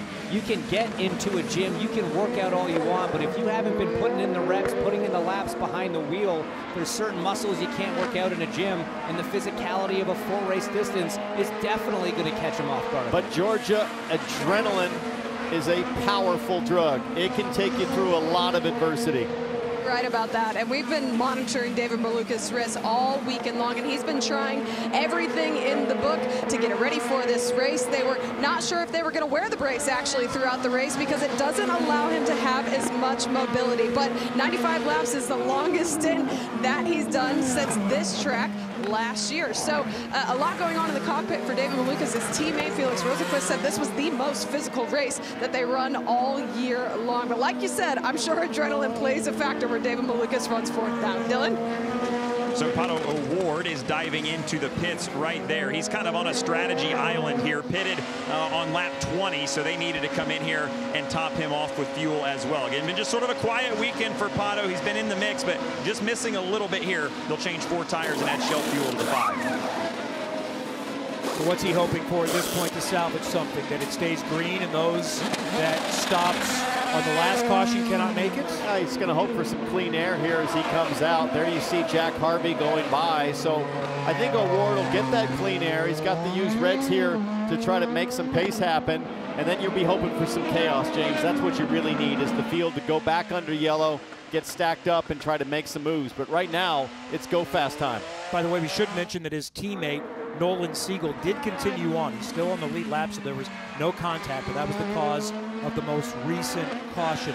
Let's see who's been able to move forward since the start of this race with the Euroforma on board. New partner for Pietro Fittipaldi as we look at today's biggest movers, brought to you by Firestone. He is plus 17 on the day. Kiffin Simpson has moved up 13 spots, and Santino Ferrucci, now running 5th, is up a dozen positions from where he started. That's all a little bit out of sorts right now as Fittipaldi hits the pit lane. So most in the top 10 still need to make this stop and one more. Pato O'Ward started a bit of a trend here. See David Malukas into the pit lane as well. Sticker reds for Fittipaldi. That's going to feel great for Pietro. The first few laps, there you see Pato O'Ward going by on track. Kiffin Simpson comes out behind Fittipaldi. And I continue to watch that gap. Palou to Colton Herta, now 15.5 seconds. Guys, Alex Palou doing what he needs to get the gap he needs for that extra pit stop. So fastest man on track once again, 109.3 on that last tour for Palou, as we see Pietro having a little bit of an off on those cold tires. Newgarden got a drive-through for that exact issue earlier, so that could be a deal killer for the 30 here if race control deems that he did not trip the transponder at pit exit. So just saying a 109.3 for Palou is a 110.8 for Herta. So let's see where Pietro Fittipaldi sits. Does he get the car back before the transponder? It doesn't look like he will, James. He just passed the line, and we just heard from race control.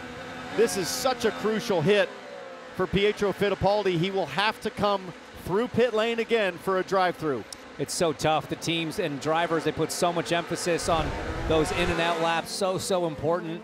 You're told to push those out laps, that pit out blend line, but if we got to do a drive-through here.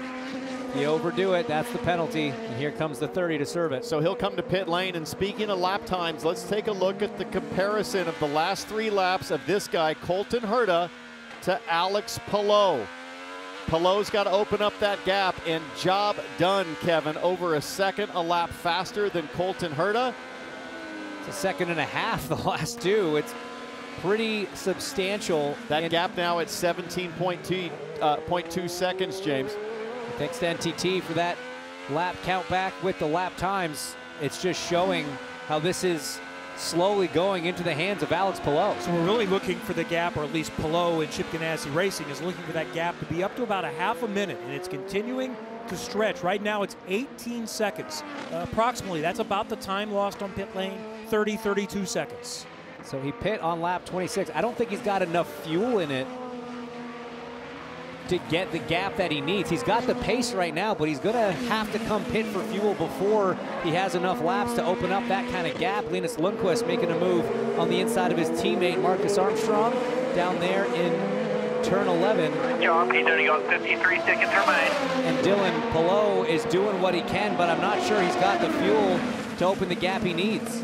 Yeah, and there's been a little movement down here as they start to get ready, but I'll kind of be interested too. They're going to go to the sticker reds on this next stop, so they're going to have some time to make up, which makes sense. That's why you'd go to those sticker reds, but I'll be curious how long or how much this gap continues to grow, and then when the decision is made to come down and put those sticker reds on, what kind of damage they can do with those on. So it'll be interesting to watch Palou here over the final half of this race. Yeah, Dylan, I think they'll wait. Barry Wanzer has guided Alex Palou and the 10 team to so many great wins. He looks very calm. They're clearly talking it through, looking at fuel remaining. but they have the pace right now. So they will use every last drop of fuel here to open that gap before they decide to come to pit lane, knowing also that they have that sticker red advantage. We question the call from Barry Wanzer to stay on blacks. Alex Palou absolutely proven that it was the right decision based on what he's able to do lap time wise. Well, Hinches, if you have said it's different for every team as we see Pato O'Ward moving past the Invest Honda of Jack Harvey here. Some are better on reds, some are better on blacks. And look, at the end of the day, Palou doesn't actually know how good he is on reds yet. He hasn't used them.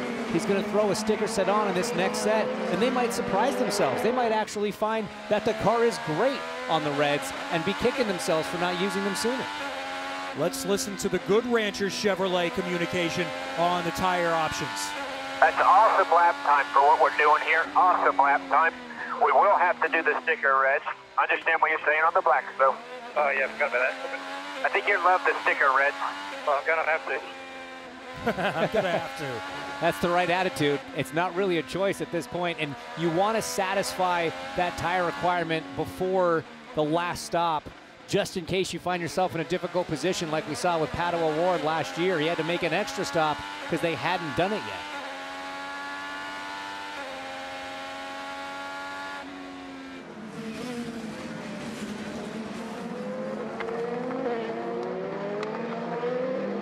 McLaughlin is where he started in 7th right now. He is one of those that can go a little bit further. Yeah, he's Palou and Grosjean and Newgarden are all going to need to stop before Herta, Rossi, and the rest. Yeah, Herta, Rossi, Kirkwood, McLaughlin, all on a similar strategy, as I think Will Power got wide in turn 4. So now you're in the 22nd gap. Alex Palou is over Colton Herta. Kevin, I think it's more like 23, 24 seconds they need to find to still come out ahead. But we'll see. It's a short pit lane in Laguna Seca. You think about how tight that little turn is to get to pit lane, and then you're off the button. A little bit more clean air for Colton Herta now that some of these other cars have pitted. I'm curious to see what this lap time is. He's coming out of the final corner now, just a little bit ahead of Will Power, who we're riding on board with. That's going to tell us what Herta can do in clean air. How hard is Palou pushing? Look at push to pass remaining. He's burned a lot of time trying to make pace on this stint right now. Colton Herta in really good shape. 102 seconds remaining. Palou just 69. That gap to Herta, 20 seconds now. 21 to Rossi, 24 to Kirkwood, and 25 to McLaughlin. That's roughly where he's going to be coming out, somewhere in that battle. You guys have a number for me? 88.1. 88.1. It's a fuel number that they want Colton Herta to achieve to be able to make it on one more stop. He'll finish this lap and still have 40 to go to the finish. Get home lap is about when? I think you're looking at about lap 68, something like that. Could maybe push it a little bit more, like 66-ish, but that would involve some fuel save. Romain Grosjean is one of those that needed 2 more stops. No way, Georgia, he can get home from here. Grosjean is in. They went to Firestone blacks to Firestone red tires, filled it up with that Shell Racing fuel, and he had a plan all along. He felt like he had a rocket ship. That's why he was so frustrated in qualifying, but he's going to be cautious. He's going to be smart this race. The plan seems to be working. Dylan.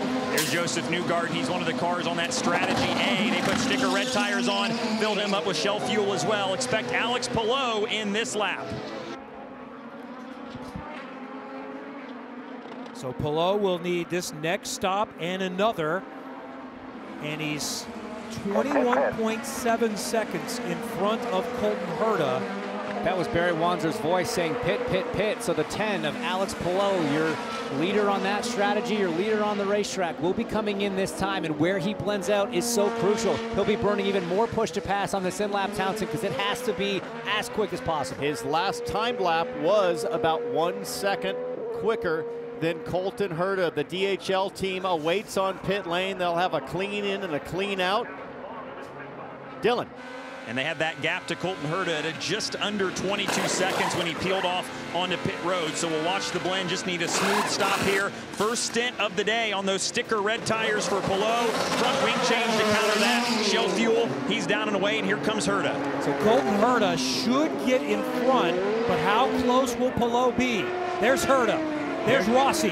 And Pallot's got to be so careful right here not to lock up and slide off into the dirt like what we saw from Newgarden and Fittipaldi. Pallot cleanly blends just in front of Kirkwood, but Kyle Kirkwood on hot tires. This will be a great ride right here. Kyle Kirkwood on hot tires and push to pass, no doubt, coming out of turn 4, trying to line something up for 5. But he's got to be so careful because the cars around Pallot, oh, he can't do it. He's got to save so much fuel right now, and that's where the advantage can swing back in Pallot's favor. And isn't it remarkable how quickly the sticker reds come in? Oh, I say that, and Pallot just got all kinds of squirrely opportunity for Kirkwood in the corkscrew. He can't take advantage of it. He couldn't hit the button. He had to lift at the end of the straightaway. There's a big number that's having to be hit by the drivers that pit. Colton Herta, Alex Rossi, Kyle Kirkwood. But Pallot, he can run full fuel with a set of sticker reds. Now, he said this is his less preferred set of tires, but we'll see what kind of pace he's really got once these things get fired up. So it's still very much in question. Pallot, no fuel save. Others are going to have to save to get home here at Laguna Seca. You're watching NBC Sports coverage of IndyCar, brought to you by Europharma, a global pharmaceutical company promoting access to health and quality of life. Hy-Vee, this racing season, help Hy-Vee reach their goal of 100 million meals by visiting Hy-Vee.com. And by Firestone Tires for redefining the limits. We're getting close to 2/3 of the way complete from the coastline of Central California. It is beautiful, and the racing has been very interesting today with a couple of strategies in play. Colton Herta is in front right now on Alexander Rossi and Alex Pallot. Just a moment ago, we saw a pass that could have championship implications. 2 of the contenders, Will Power, got by Scott Dixon. It's not an easy corner to make a pass on. The brake zone is, it's not level. It starts uphill, it flattens out at the top. The car gets light and squirrely, but it was just very committed, very decisive from Power. That is just abusive, though, of Scott Dixon's professionalism from Will Power. It's a full send, full commitment, knowing that you're dealing with one of the most heads-up driver in the field. I mean, he leaves Scott Dixon with no choice, Kevin, but to, you know, avoid the contact and open the door up. Otherwise, they're both likely to be out of this race. That's why Scott Dixon has won 6 championships, that he finishes races, generally speaking. And Will Power knows that better than anyone. Well, they have fought for championships before. Power in play for a 3rd this season. Dixon trying to tie A.J. Foyt with his 7th. They both came into the day very much in play. Power was the championship leader by 5 on Alex Pallot. Dixon was 3rd, only 11 back. Dylan. We see Alex Pallot. He has gone to the whip and has already tracked down Alexander Rossi for 2nd. Here's their game plan for the final 35 laps of this race. That's Herta, Rossi in front of you. They've been out for 20 laps. How many laps do we need on these tires? We're going to do a full stint on this set, a full stint. We both have to pit one more time. And they've kind of been brought back onto the same strategy as these other cars. So they'll run a full stint here. Like they said, they've only got scuffs left. They don't like the used red. So that's kind of off the table for Pallot with his last stop. But they can and will push here, try to drive by these cars that are saving fuel like Rossi and Herta, and then just build the gap from there, try to give themselves as much of a buffer as they can when they make their final stop to just try and hold on to the track position that they've got. So it's looking good for the 10. They may have pulled another one out here if they can just keep it together. Yeah, if I'm Alex Pallot, I want to know that these guys are saving fuel as much as they are. He said, you know, Barry said both still have 1 stop, fine, but the number 7 and the number 26 in front of them, they've got to really protect that fuel number in order to make it to that final stop window. I want that bit between my teeth as a driver to know, yeah, you can go after these guys. They can't defend. And he's got to run here up the hill, Townsend. Oh, but will Rossi give him the space? He will. Pallot charging up the inside, and now Alex Pallot can keep that head down and go after Colton Herta. Nothing out back. 4 seconds to Kyle Kirkwood behind Alex Rossi. Here's what I'm going to be fascinated with is when do they pit Pallot for their final stop? Do they wait till he's low on fuel, or do they pit on the earlier side and protect against the yellow coming out?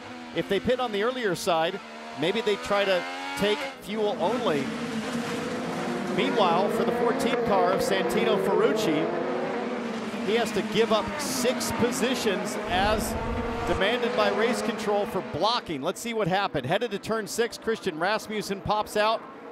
Ferrucci reacts, driving Rasmussen over, and race control deemed that a reactive move. So the pass started in turn 5. You see the 20 clearly pull out. Yep, that's a good call. Pretty cut and dry. The move for the rule for blocking is you cannot move in reaction to the car behind you. And even though he didn't push the 20 off the track, it did stop him from executing the pass. So about 5 more laps, Kevin, before the window opens up for that final stop. Now you could see somebody further back gamble and try to pit early and get lucky on a yellow, but up front I think it'll be probably lap 68, give you 27 laps to the finish, maybe even lap 69. The question is, when does Palou come to pit lane? To make one more stop also. Correct. Should I defend at all? Just keep hitting the number. We don't think we've got fuel to defend when he gets here. So, at one point, I think others thought that the strategy of those that pitted under the caution on 37 with Colton Herta might be the winning play, but it is clearly not at this point, because Alex Palou is right there. Hardest thing as a racing driver, you know you've got to hit the fuel number. You also know if you let this guy by, it could be the race at that point. So brutal for Colton Herta to try to make the fuel magic work and drive as wide as possible and defend with less gas available and not the ability to burn push to pass. You can defend with line, you just cannot defend with the button. With that push to pass, that extra 50 horsepower, it just drinks this shell fuel and really, really sacrifices that number. So it's only a handful more laps that Colton Herta's got to hang on, hitting that fuel target, but it is a crucial set of laps for the Gamebridge Honda. Now, meanwhile, Alex Palou knows that he only needs to wait for a high percentage opportunity. Even if it doesn't come, he can make it work on the in lap, the out laps. He's got lots of time. He doesn't need to force anything. He really doesn't. They'll peel off in front of him. He'll have as many clear laps as he wants to try to make the overcut work, but he's got a great run. He's going inside here at the corkscrew, and it's not even a contest. Herta having to back off, and a pass for the lead at the top of the hill. And famously, you'll remember a Chip Ganassi driver passing a Herta going into the corkscrew. This one a lot less dramatic than back when Alex Zanardi did it in 1996 on Father Brian. Too soon. Too soon. Too soon for some, certainly. Still stings. 30 laps to go. Colton's going to have a chance if a yellow comes out and he gets a restart. I'm just fascinated to know what happens to Palou on tires. That's the big one. That's where it could potentially fall back into the favor of Colton Herta. What does Palou do? Does he take fuel only and try to stretch 40 laps on red tires? We'll find out. Since you brought it up, those that maybe weren't around 30-some years ago need to go back and look at one of the most famous overtakes in motorsport, which would not be legal now. That would be ruled. Would it? No. I believe I've heard that in the last few years. Would they still allow that? That would not be allowed. Frankly, unpopular. It would not be opinion. allowed, yeah. It should have been allowed back in the 90s either. Brian Herta driving the car in front. This man's father, still a 2-time winner at the racetrack, as his son is. Trying to make it 3, but it's not looking as rosy for the 26 as it was 20 laps ago. Well, and he's got pressure now from Rossi, who seems to be making the fuel and making the pace. The driver in the number 7 Aero McLaren car is pressing. Lap 65, it'll be 66 at the line for Palou. So maybe in a couple of laps, we'll see final pit stops. Just looking at the pylon there, you got to give credit to Christian Lundgaard coming back. He's P11 right now after having that issue, having to get the sign off of his front wing. It's almost like you're talking about all that aerodynamic work they do on these cars. Bit of a boondoggle, not needed, because that car was running fine with a sign on the front. The Aero on board with Pato Award. He has moved back up to 12th position. Let's see how he got there, chasing down Marcus Ericsson, who goes a little bit wide in the Delaware Life Honda. Not a lot wide there. All 4 tires onto the dirt. There's no way to lay down 750 horsepower when you're out there, as Award breezes by left front lockup is what led to the wide radius for Marcus Ericsson. Second time we've seen the 28 off the racetrack through the dirt. Hanging on to it as best he can, 13th right now. Rookie Nolan Siegel, as we said, managed to maintain a spot on the lead lap. The NTT on board showing the progress here from the young Californian. So lap 67, Dylan Welch, I just wonder what's the communication like on final stops, and just as I say that, we see one. Kyle Kirkwood, first to dive. Yeah, he's the very first one in to make their last stop. You see Scott Dixon back there as well, so they're not afraid to do something different. Kirkwood's going to go to sticker black tires for the end here. The undercut worked earlier. They'll get this 27 full of fuel, race him back out as well. Look at the gap that Pallot's already opened up over Colton Herta, 5 seconds. He was a second and a half faster than Herta on that last lap. But now that one of the leaders is pit, everyone else is exposed. You saw Scott Dixon as well exiting the pit lane behind Kirkwood. If a yellow comes out now, the leaders will have to pit. Those guys will cycle up to the front. So how much of a risk, Townsend, do you want to take? You don't need to. If you're Alex Palou, you come this lap or the next lap after, you take tires, you just get it done. The problem is, where does he come out on track? He probably comes out around Marcus Ericsson in 11th as we see the Gamebridge Honda taking the pit lane. Palou's got to come the next lap. He doesn't got to do anything. If he wants to cover. If you want to buy insurance, it's free right now. It's a special. Now that these guys have all made it to pit lane, I agree with you. Dylan, go ahead. And there was some discussion on the 26 of Colton Herta. Used reds or new blacks. They opted for new blacks as well, trying to get a look at what Rossi went with. Will Power, Scott McLaughlin, everybody in here trying to make their final stop, and we'll see what Palou does. Tough exit for Alex Rossi. He had to drive around the number 3, lost a little bit of time compared to Colton Herta getting out of pit lane. Bunch of cars now have taken to the pits. Kyle Kirkwood really starting the trend there. And now these all critical out laps as Palou continues to lay down fastest lap after fastest lap, 0.8 of a second over the next fastest car on track last time around. And Herta is in traffic, so he is not going to have quick out laps. Alex Palou has clean track right now. He stays out, James, taking a risk. I was selling free insurance, commission free. Not a taker. He's going to send it. So anything that happens shunt-wise on the track right now, advantage Colton Herta. We ride on board, this Gamebridge on board of Colton Herta, trying to get up to speed there with these sticker primaries. Take a look at some Firestone telemetry to see how much he's having to just tickle the throttle out of these corners, getting the power down. But you heard Barry Wanzer say to Alex Palou, we're running a full stint on these tires. I agree with you. There's no need to do it at this point. Well, guys, here's the issue. They've only got used tires left. They don't have any stickers, so is that part of the reason? They've got used blacks laid out or used lined up against the wall, so maybe that's part of it. Well, he's got traffic right now, too, so he's got to be careful if he tries to get by, or careful to just not lose too much time. But Dylan, I think the Reds are probably good enough today to just kind of hang on and take fuel only. Oh, that's a whole different type of risk. But Dylan, I think that's a great call. Excellent find on that. Because he doesn't come in though, James. I don't think he's gonna. For that reason, the tires alone, the fact that he doesn't have any sticker sets, he doesn't want to have to take 27 laps, on a set of used primaries. So risky right now. Pick this and lap, Barry Wanzer finally says enough is enough. So he will need just 9 more corners in the danger zone before he gets to pit lane. Well, this is huge that he got by Christian Rasmussen, or he would have lost even more time on a 2-mile-plus trip around the racetrack. Rasmussen was trying to stay on the lead lap. Now he is a lap down. Even just being behind him that previous lap, he was 3 seconds slower than his previous lap was Alex Palou. So just in that one tour behind the 20, he lost a significant amount of time. So what do you take for tires? I'd say the least used black set at this point is the safe play. Absolutely, and he's still going to come out based on the time a solid 8 seconds ahead of Colton Herta and be able to cruise it from there. Hustling through turn 9. Yeah, cruise it's a relative term when I say that. Someone went off in front of Alex Palou.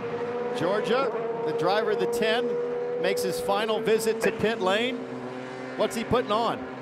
Well, the driver with the 10 passes me down to Dylan on pit lane, but another driver coming in is the 77 of Romain Grosjean. I just talked to strategist Dave O'Neill. He said they put themselves in a reasonable position, so the reds come off, the Firestone black tires come on, and they're going to run this to the end.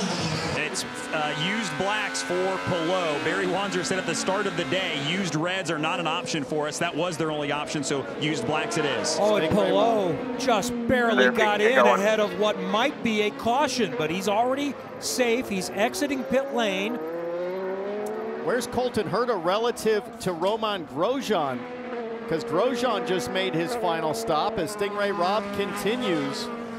Crucially kept the car running, kept the green flag out. No need for a safety car. So Newgarden still leads, but will have to make another stop. Alex Palou safely ahead of Colton Herta, but Colton Herta heading to turn 5, and Grosjean is just behind him. Grosjean will have a lot more fuel, though, to make it to the end. 3 laps later was the pit stop from Grosjean, and he is running. Here comes Rossi, though, on Grosjean, side by side in the corkscrew. No love lost between these two when they were teammates at Andretti Global, and a great move on the outside from Rossi. Cold tires for Grosjean. In another lap, he'll have those up to temperature and ready to charge. And that might be a pass for the final spot on the podium. The effective leaders, Alex Palou, Colton Herta, Alexander Rossi, and then maybe Romain Grosjean. Stay with us for the finish coming up. Race fans, you still have a chance to drive away with a new Corvette courtesy of Hy-Vee. All season, enter for a chance to win one of 3 Corvettes. Grab your mobile device and scan the QR code on your screen to enter. They've given away 1, 2 more remain. Thanks for joining us today at WeatherTech Raceway, Laguna Seca. Kevin Lee in for Lee Diffie. He'll be back with us in 2 weeks at Mid-Ohio. You can see him tonight on NBC again at the U.S. Olympic Track and Field Trials in Eugene, Oregon. That was fun to watch last night. James Hinchcliffe, Townsend Bell with us as well. And Christian Lundgaard with a little hip check, and that is going to send Marcus, was that Marcus Armstrong in the wall? He just pulled out in front of a car at huge speed. That could have been disastrous. He said he sent me. Luckily, I did. Luckily, no contact there, but clearly the engine is dead. A caution is going to come out, and this helps Herta and Rossi tremendously. And puts Alex Palou on used tires into the clutches. Rossi on the alternates, Herta on the primaries. We haven't gone yellow yet. I'm not sure if that engine's still running. They're waiting for maybe to see if he can get it going, or they're letting people like Joseph Newgarden get into the pit lane. Yeah, he's in a pretty vulnerable position. He's offline. He's pretty visible, but it looks like they're just allowing the few cars that hadn't pit yet to dive to pit lane. Yeah, but offline at the exit of like 140-mile-an-hour corner. Yeah, if someone gets it wrong there, it could go really wrong. But again, it's a yellow flag's out in the corner, so everybody should be approaching it with the appropriate amount of caution. Yeah, right. Dylan. And Joseph Newgarden didn't get in. There's the full course yellow, so he'll be safe to complete this service. Red tires coming off, sticker set of primary tires going on. Final stop of the day here for Newgarden with that front wing change as well. Remember, he had an early drive-through. He was also one of those that could not make the corner turn at pit exit. So he's been playing catch-up all the way back. So let's go back and see what happened to Marcus Armstrong with Christian Lundgaard coming through. Lundgaard gets into the inside there. Armstrong, I thought, was in the fence here, but then looped it back across. I don't know who that was. Can't see who it was, but they had a heart and throat moment. Fresh out of the pits, cold tires for Armstrong. Lundgaard trying to make it work here into 4. You don't break into turn 4, you barely lift, so it's hard to make a lunge work. Left side, left side. He got loose. Left side, clear. I don't think they touched, did they? I think they might have.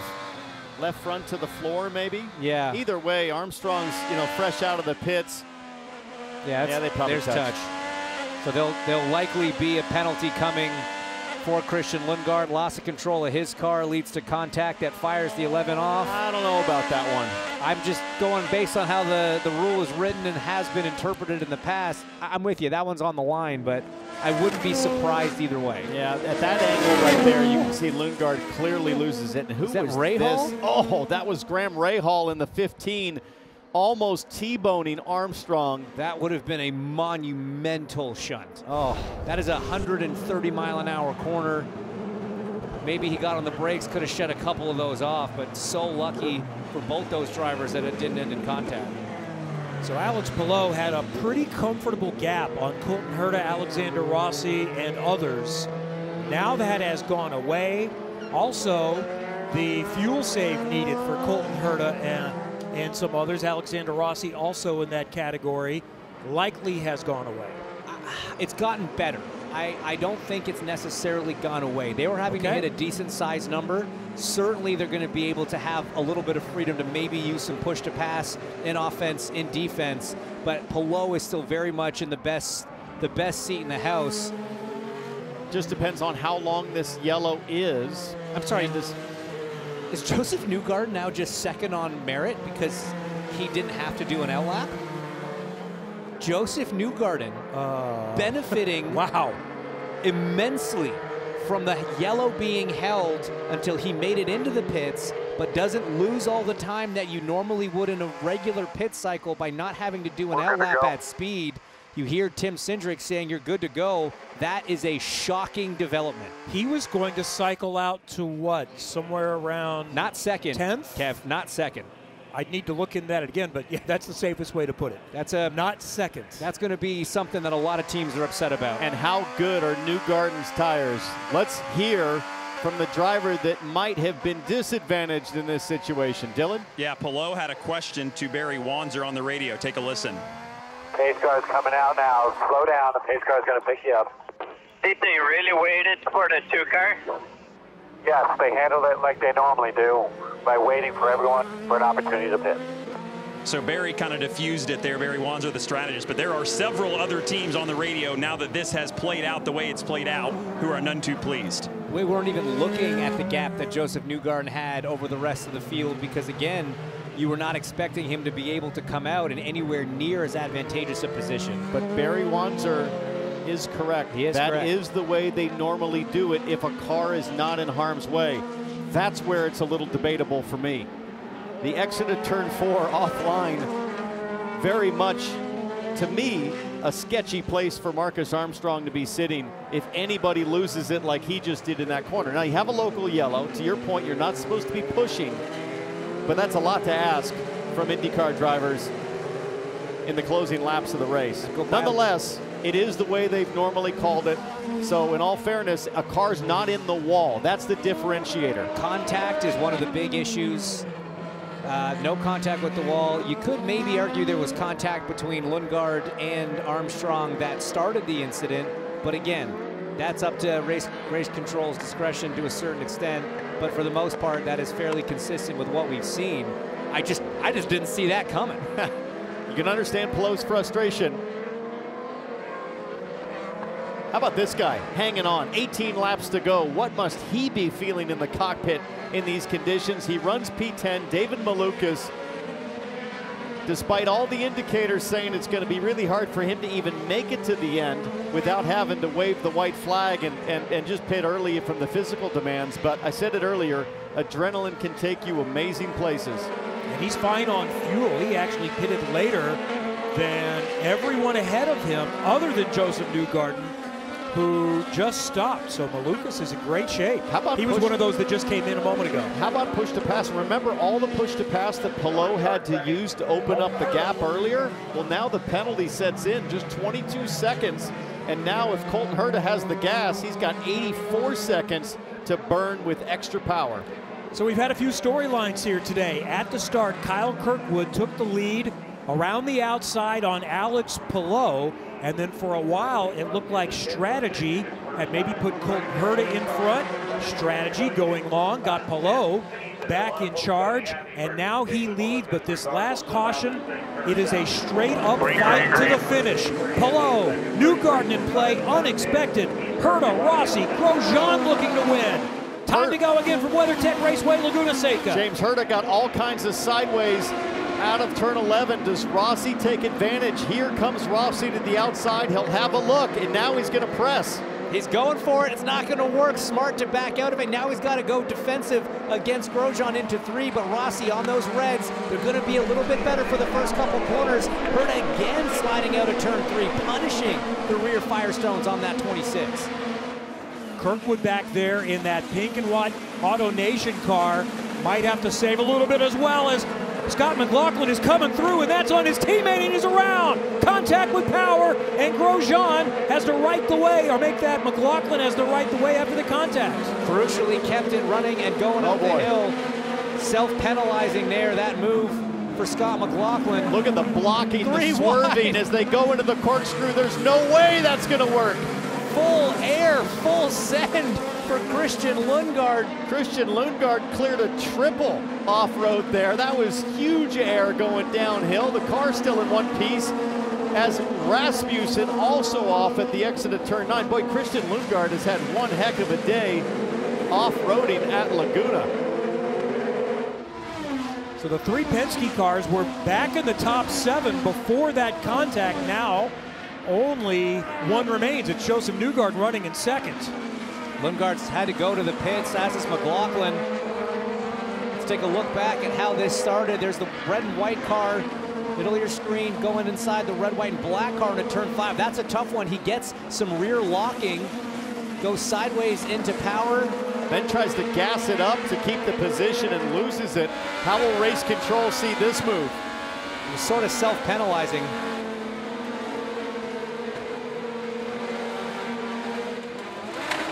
I mean, he came out the worst for it. There's no doubt about it. I'm not sure, you know, Power was able to keep going. Had he stuck that landing on that one, I think it would have been okay based on what we've seen as far as penalty calls for wheel-to-wheel action so far this season. I'm not sure Will Power would see it the same way. Either way, both cars continue as Joseph Newgarden. What happened to Newgarden? Is back in 5th. So he also spun while we were focusing on that replay. We saw it in the side-by-side. He went wide and went off. So Newgarden, some would say, was gifted an opportunity to still be in contention. Came on the restart in second. Now he's back in 5th. So Herta is back in play. Does he have any opportunity to catch up to Alex Palou? I think Palou still has the fuel advantage over the 2 behind him. The real battle here is for 2nd and 3rd and 4th. That final spot on the podium, Grosjean's going to be in the fight for it. Let's take a look at this melee at the top of the corkscrew. Christian Lundgaard was penalized for this move. I mean, when you leave the track with a little kicker and then it's a downhill drop, it's like a alpine ski downhill jump. You go for way more distance. But Lundgaard made it work. We saw the same move in the Indy next race. Reese Gold doing a little trip through the gravel. His car terminally damaged after rejoining the track, well, after landing. I was so focused on the McLaughlin Power replay that I really didn't get to see what happened there with Newgarden. Let's take a look again. Oh, turn 6, he had the big old tank slapper at the apex and gets wide. So we had the drive-through for Lundgaard and also avoidable contact on Scott McLaughlin, the 3 with the contact with his teammate Will Power. So I believe McLaughlin also has a drive-through coming. It's like McLaughlin's got trouble too. McLaughlin did it. He did his drive-through, and this is him on his out lap. Does he have damage to his race car that they is were just reporting revealing? totally. Oh yeah, that look was at what the, they were saying was maybe bent or broken on the 3. You can see the wheels turned way down to the right there. Yeah, if you look at the steering as he comes up the hill here and gets straight, that right hand is well down.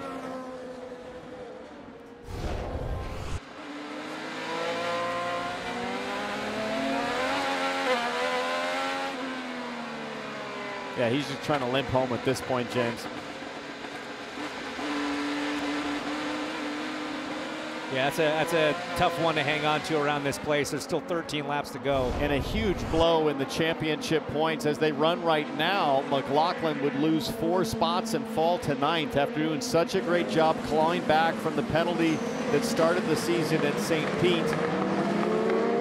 As Dixon now really starting to crawl all over the back of Kyle Kirkwood. Power lost a few spots there in that contact. Oh, with McLaughlin, that hurts him. And Jack Harvey. Yeah, Jack Harvey is going to have to pull off. Right side headers blowing smoke. That's right at pit exit. Pit out. Look at that. Marbles. And we've gone caution. Stay with us. Another restart is coming up from WeatherTech Raceway, Laguna Seca. Under caution number 4 at the Firestone Grand Prix of Monterey from WeatherTech Raceway, Laguna Seca. This for mechanical issue for Jack Harvey.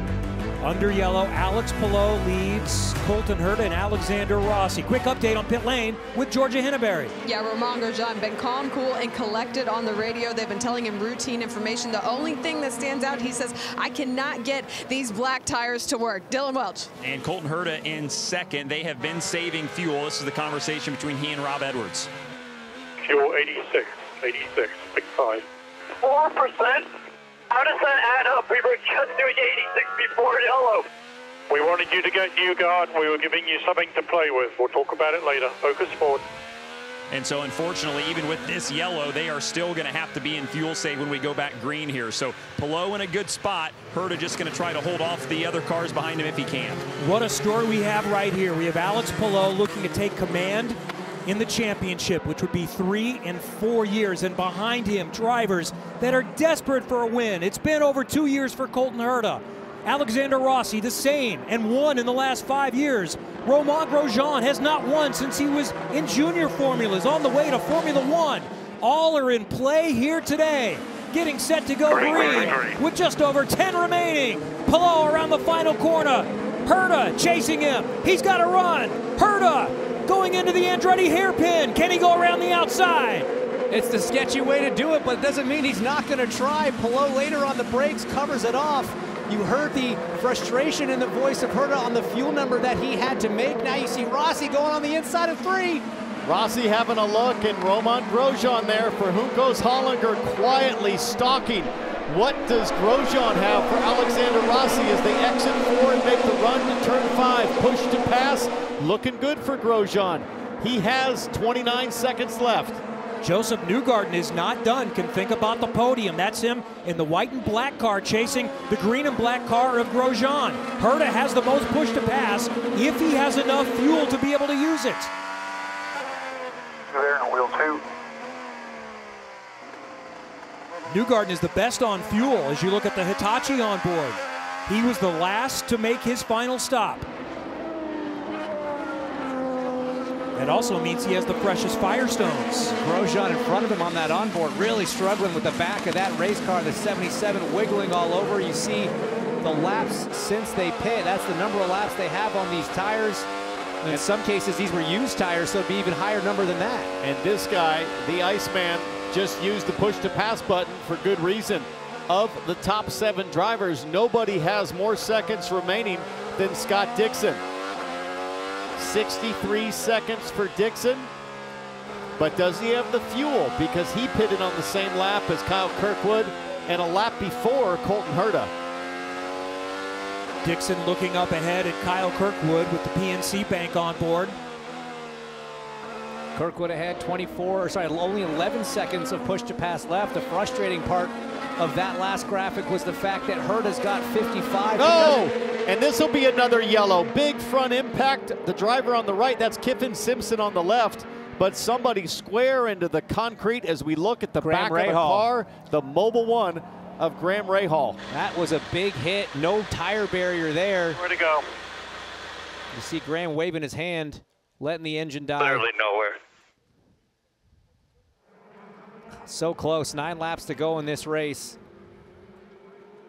And that fuel that Colton Herta desperately wanted is coming his direction with this yellow. And he still has more than double the push to pass of Palou. And this will be a long yellow, but I think not long enough to end under yellow. So this could be a perfect situation for the Gamebridge drivers. Luckily, Graham Rahal is able to climb out, but you can tell a little pain in the hands. Let's take a look here. So it started with Kiffin Simpson just going a little bit wide, hooking to driver's left, right across the traffic. Rahal nowhere to go. He was so close. He avoided that incident with Armstrong earlier.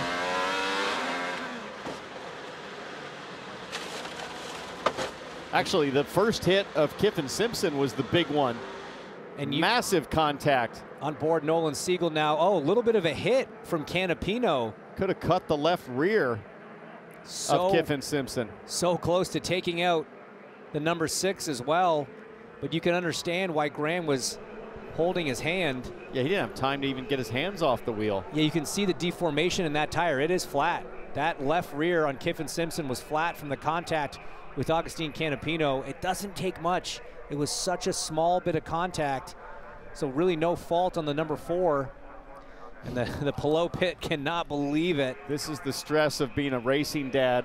Your kid's got the win in the bag and to comfortably control the pace, and now another restart that Alex Palou will have to contend with. That was Alex's dad, Ramon. Kiffin Simpson was running 13th before all that started going. Graham Rahal was running in 16th. That's 3 straight very negative results for Simpson, who had started the season just by getting to the finish. The first 2, he was simply collected in this recent string. Let's take a look at a slow-mo replay of Graham Rahal as you watch the hands here. 3, 2, 1, whammo, and it just torques the steering wheel heavily. The thing is that you and I know you're heading for concrete. It's trained reflex to come off the steering wheel, but when a car's spinning in front of you, you're trying to avoid it. Right. It's almost, it's almost impossible to let go if you're heading into another car. Well, I'm happy to see that I don't see Graham looking at his wrist. He's still holding his helmet with his right hand. And it could have just been that as the wheel ripped all the way over to the right, your hand comes over, can sometimes just knock the tub. And it might have just been hitting the top of his hand, his knuckles maybe into the right-hand side of the tub with his left hand. That can sometimes be the cause as well. So perhaps a bruise or 2 on the knuckles of Graham Rahal in the morning. So we get another reset, and advantage Colton Herta. Should not be any fuel save at this point. He has more push to pass available than everyone else around him. But before we get to this one, let's go back to the last one, Townsend. Yeah, so this is when Colton Herta had to save fuel on the restart. Watch him out of turn 11. He's pressing hard here, but he spins up the rear a bit, gets up. Well, no, on this one he has a good run, with Palou. And he goes to the outside. Now push to pass is not available on the first lap of the restart. Then he kind of backs out. And I think at this point he's resigned to just try to hold on to second and get it to the line. But now, full reset on expectations, James, as we ride on board and take another look. It was Palou that got sideways. Herta had the run. Maybe next time he goes to the inside and gets more aggressive. It was such an early run that he didn't really have the option. But think about what we talked about before this race for Colton Herta. 3 bad ones in a row. You got to wonder, how badly does he just want to get a podium and kind of get back to the good of finishing? Not as bad as he wants to win it. I don't know, man. I just feel like when you're this close and you have had those runs of races where Colton genuinely thought and genuinely did have one of the fastest cars, a good opportunity for a win, and quite literally 0 results to show for it, short of that comeback drive at Road America last time out. He wants that win. Yes, a podium today would be a great result. It'll be something the team can pat themselves on the back for starting from 4th. But not only is he going to try to make that move, he's also got to watch his mirrors, because Rossi is on those alternate tires, which traditionally are a little bit better in those first few corners. Let's take a little listen to some radio here from Colton Herta. I'm not going to save, it's more important to have tire temps here. I'm not going to pass him if I don't get him on a restart. Yeah, copy that. You're driving it. I'm just giving you the input. Did you understand that? I'm not going to try to pass him? I think he just said, I'm not going to try to pass him if I don't get it on the restart. I believe is what I heard. So he was saying my only chance might be on the restarts. I got to get him here or I won't get him. It's going to be hard either way. We need to, 6 laps to go. We're going to come Down through turn 9 here, about to clock over to 5. It's going to be a short run, maybe 3 laps, sprint to the finish. Fuel shouldn't be an issue. I mean, Colton's right. There's no weakness in the car in front. It's going to be very hard to just pass him on pace. So as we understand it, with a little help from pit lane, he's not going to use fuel to warm up his tires. He's still a little bit of fuel save right here. Hard to imagine with all this yellow, but he would know better than anyone. We've seen, now last year you couldn't get any sense of how long a green flag stint was because we didn't have any longer than about 3 laps. But 2 years ago, people would go 28, 29 laps, and that's what Herta is looking at. He needs to go 28 laps to the finish, and there have been now, I think, 3 cautions since he last stopped, at least 2. Should be solid now on fuel. AMR safety team and the track workers here doing a great job getting 2 stranded race cars removed from the racetrack. I could see the lights coming out on the pace car now, which means we're going to be going green with just 4 laps to go. So about 10 miles to decide this one coming up. The cauldron of chaos can rear its head one more time, potentially, as there's marbles everywhere on the racetrack right now. You can see them offline there heading to 6, and look at the outside of the corner. That's where things get really squirrely. You try to go too wide through here, almost impossible to hang on. Even going 6 inches wide like Joseph Newgarden did gets you wide out into that dirty track, that those marbles, and off into the gravel. And it's going to be tough. All these tires are cold, they're old, and now we're going pushing for the win. Tires are old, they're cold, but the driver's bold at the finish. How do you like that, Kev? Here we go. There are a lot of championship contenders up here at the front. Palou, Newgarden still thinking championship. Maybe Kirkwood, Dixon, Power in the top 10. Positions to be gained, but many others just want a win. Herta is right there on the gearbox of Alex Palou. Out of this corner is when they go. Rossi in third, Grosjean, green and black car in fourth. Then it's Newgarden, the Indy 500 winner the last 2 years. Great jump for Alex Palou. Headed down into the Andretti hairpin, which is turn 2 after the kink. Rossi's got a run on Herta. Late on the brakes for Rossi, but not late enough. Palou learned from his first one. Didn't get the squirrely exit out of 11. Grosjean thought about the outside of Rossi, couldn't make it stick. They're all line astern through turn 3. How much dirt did Grosjean get on his tires by going wide? Because Joseph Newgarden in the Hitachi car on the charge. It looks like Grosjean's okay. They're single file to turn 5. Santino Ferrucci taking a look on the inside of Will Power, thinks better of it. That might allow Marcus Ericsson now to get a run up into 6. This is where we saw that marble and dirty racetrack offline. Everybody's still in line now, up to the corkscrew. Ericsson has had an adventurous day. In 11th right now is a pretty decent recovery for him. Canapino right behind him.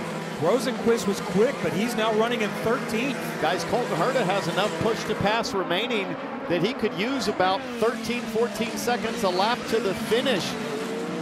But does he have the gas to use it? I'm surprised that he wouldn't have been in the fuel range now with all that yellow. There's something we have to remember.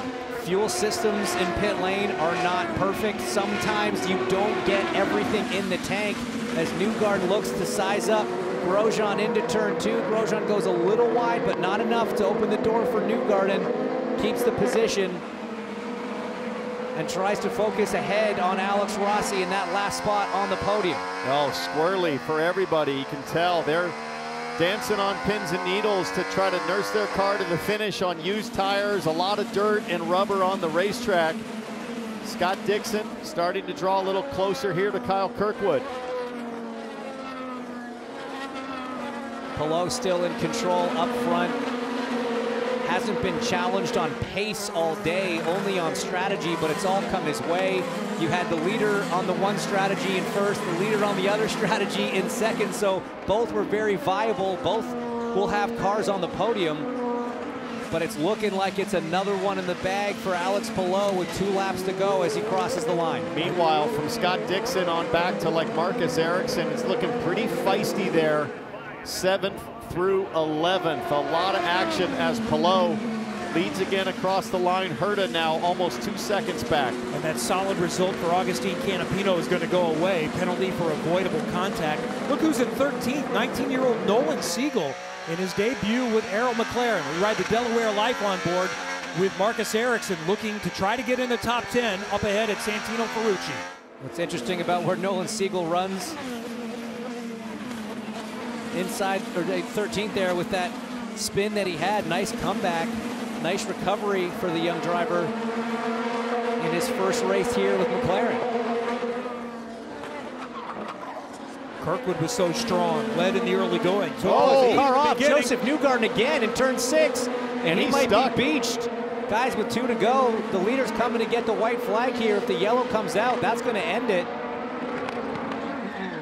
Oh, he's able to get going, so we'll stay green. Left some dirt across the racetrack. Wonder how that happened.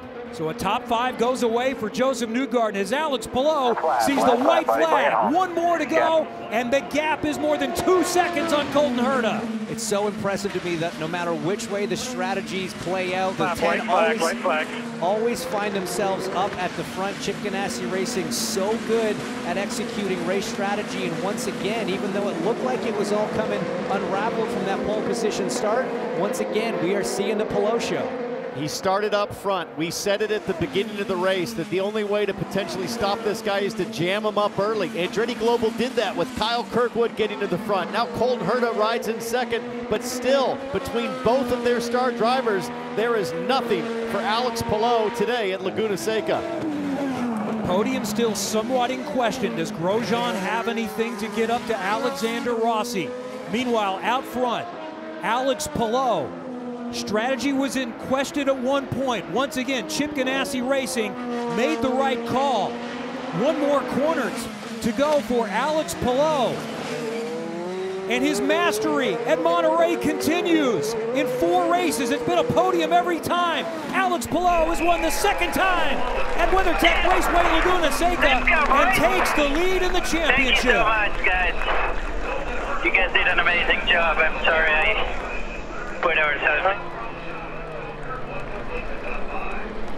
This checkered flag moment is brought to you by Advanced Auto Parts. It again belongs to Alex Palou. In his starts at this track, he has finished 2nd, 1st, 3rd, and 1st. Victory Lane coming up. We'll sort out all the stories, talk to the winner, and much more. It's Palou, Herta, and Rossi on the podium from Laguna Seca. As we welcome you back to WeatherTech Raceway Laguna Seca, time to look at the Pennzoil moment of the race. Here is Alex Palou going to the front for good on Colton Herta. A lot of things thrown at him today, but never lost his cool. Kept composed, hit numbers when he had to, made lap time when he had to. And the end result is a nice short trip to victory lane. Win number 11 for Alex Palou. That's a pretty sizable number for a 26-year-old driver. 26-year-old driver, 71 career starts, 72 today. 11th win, like you say, not a bad percentage for someone in this sport. I missed a birthday. He's 27. Yeah, okay. Apologies. Yes, he's 27.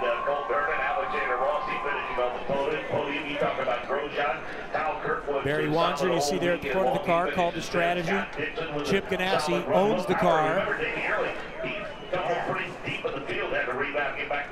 Yeah, the first lap, Mark, he was dead last. I was watching, just looking at the booth, and just happened looking back. I go, what? That's Will Power in the back. So coming from dead last to 7th. Wow, what an impressive run.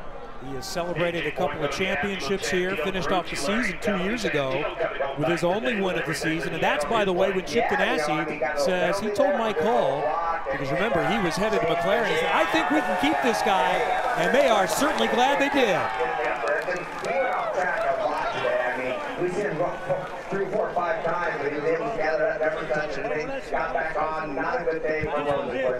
He started up front, ran up front a lot today, but fell back. But man, let's get out to Siegel, his first IndyCar race with that team. And congratulations to all of these crew members. Familiar sight from the pole. but short on the fuel. Every race he's been on the pole this year, including the exhibition race at Thermal. This has been the result. Alex, let's stop you here. Congratulations, and it looked like the strategy maybe at one point was not going to work in your favor, then it swung back the other way, and you still had to survive some restarts at the end there. Maybe you had a little bit of a tire disadvantage, so how did you manage all of that and get in victory lane again? Yeah, it was a chaotic race, man. Didn't do a really good job on the start, and those restarts at the beginning lost what we've been working so hard in qualifying to get that first position. But yeah, they did a tremendous job. Strategy was a bit risky for the position we were in, but we knew we had the pace and we just had to execute. So it was fun, too much intense at the end with those restarts. But yeah, overall an amazing win for the 10 DHL car. It seems like there is nobody better than the Chip Ganassi Racing Group at making these risky strategy plays work. At this point, how much confidence do you have in Barry and this entire group when that's the option that's kind of on the table, that's the right option? Yeah, I mean, 100%. At that time, I doubted a little bit. I didn't know if my radio was working or not, but everything was fine. I'm sorry that he didn't have that trust and that belief on his call during those 10, 20 seconds. But yeah, overall, amazing day for Ganassi team. That all worked out. Alex Palou, a winner again at Laguna Seca. Georgia. Yeah, and as the Gamebridge Honda gets moved out of the way, we're here with Colton Herta. I know there were some frustrations throughout the duration of that race, maybe even some questions, but positively you moved up 3 spots in the championship points and you matched your season best of second. So, you know, what positives can you take away from that? Yeah, it's a good result. It's a good result, and you know, we chose strategy what we did, and we did a really good job with what we chose. So I'm happy. The Gamebridge Honda was super fast all day, whether we were field saving or not. We had a lot of pace. So it sucks not to win here. I really want to win at this place, and it hurts not to win here. But you have to be happy with second place for sure. Thanks, Colton. So this is how they finished today, with Alex Palou winning by just under 2 seconds. Alexander Rossi gets his best result of the season. Yeah, Romain Grosjean also finishing 4th on the back of a strong result at Road America at the last race. So the 77 driver finding some momentum mid-season. Felix Rosenquist there, Meyer Shank Racing just ahead of Nolan Siegel, the rookie, in his first effort there. And all these drivers had issues, whether it was McLaughlin, Armstrong, Simpson. One of the other notes, 3rd straight top 5 for Kyle Kirkwood, and Santino Ferrucci with his 5th top 10 of the season. Back down to Dylan. And let's check in and catch up with Alexander Rossi, who finishes in the 3rd spot. So the 26 and 10 were pretty good today, and you guys were kind of best in show. But this was, I think, a good day for you guys. It seemed like you executed everything as best you could and ultimately came away with a good result. Is that how it feels to you? No, I don't think that's a fair assessment. I think before the yellow, we were quite good up front, and then when you get into a fuel save race, it's always a little bit difficult. But nonetheless, it was an amazing job by the team, and obviously our best result of the year. So we'll take the positives from that, and you know, it's a great job by Pato and Nolan as well. So we'll just keep hammering. But yeah, certainly a good bounce back from the difficulties in Road America, and we look forward to taking that to Mid-Ohio. How do you build on this now moving forward, just with everything that you guys had to do today to get this result? I think it's just understanding, you know, why we were good, right? You know, it's always easy to Monday morning quarterback when you're bad, and believe it or not, it's a little harder to understand it when you're good. So we'll just keep working at it, and you know, the whole McLaren group's doing a great job. Team Chevy's a great job, so we'll keep hammering. Good day for sure. Alexander Rossi comes home 3rd, Georgia. And it's all smiles all around for Romain Grosjean and Juncos Hollinger Racing. It's his best result of the season. It's the team's best result ever. You knew you had a fast race car this whole weekend. You told me earlier this weekend. How were you able to capitalize on it? Yeah, awesome. Quite a good race. I think, you know, I knew we had the fast race car. It was a tough race. I think we see a lot of people going off, and I went off myself a few times. It was very physical, very hard, but I think we did an amazing job with the whole team, with Chevy the whole weekend. I'm very proud of everyone, and it was close for the podium. I think a little bit too many safety car at the end because I was on blacks and I knew I didn't have much take, so I was coming for Alex Rossi. No, we're friends, so it's all good. But anyway, a fantastic job by everyone, and I think we keep working, we keep getting better, and I think that's just good for all of us. And I think we scored the first point for Chevy today, so we're happy with that. Congratulations on a season best, Romain Grosjean. Yeah, that's right, Georgia. Callum Eilot's best finish was 5th with the team for a couple of occasions. And Alex Palou gets to celebrate with Chip Ganassi Racing again with another very impressive performance.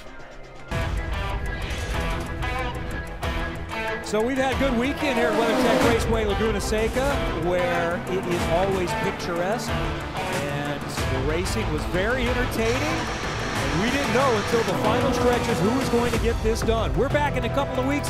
Lee Diffie will rejoin us again from Mid-Ohio, and that will begin the hybrid era. For Townsend Bell, James Hinchcliffe, Georgia Henneberry, and Dylan Welch, I'm Kevin Lee. Thanks for joining us from Laguna Seca with NBC Sports.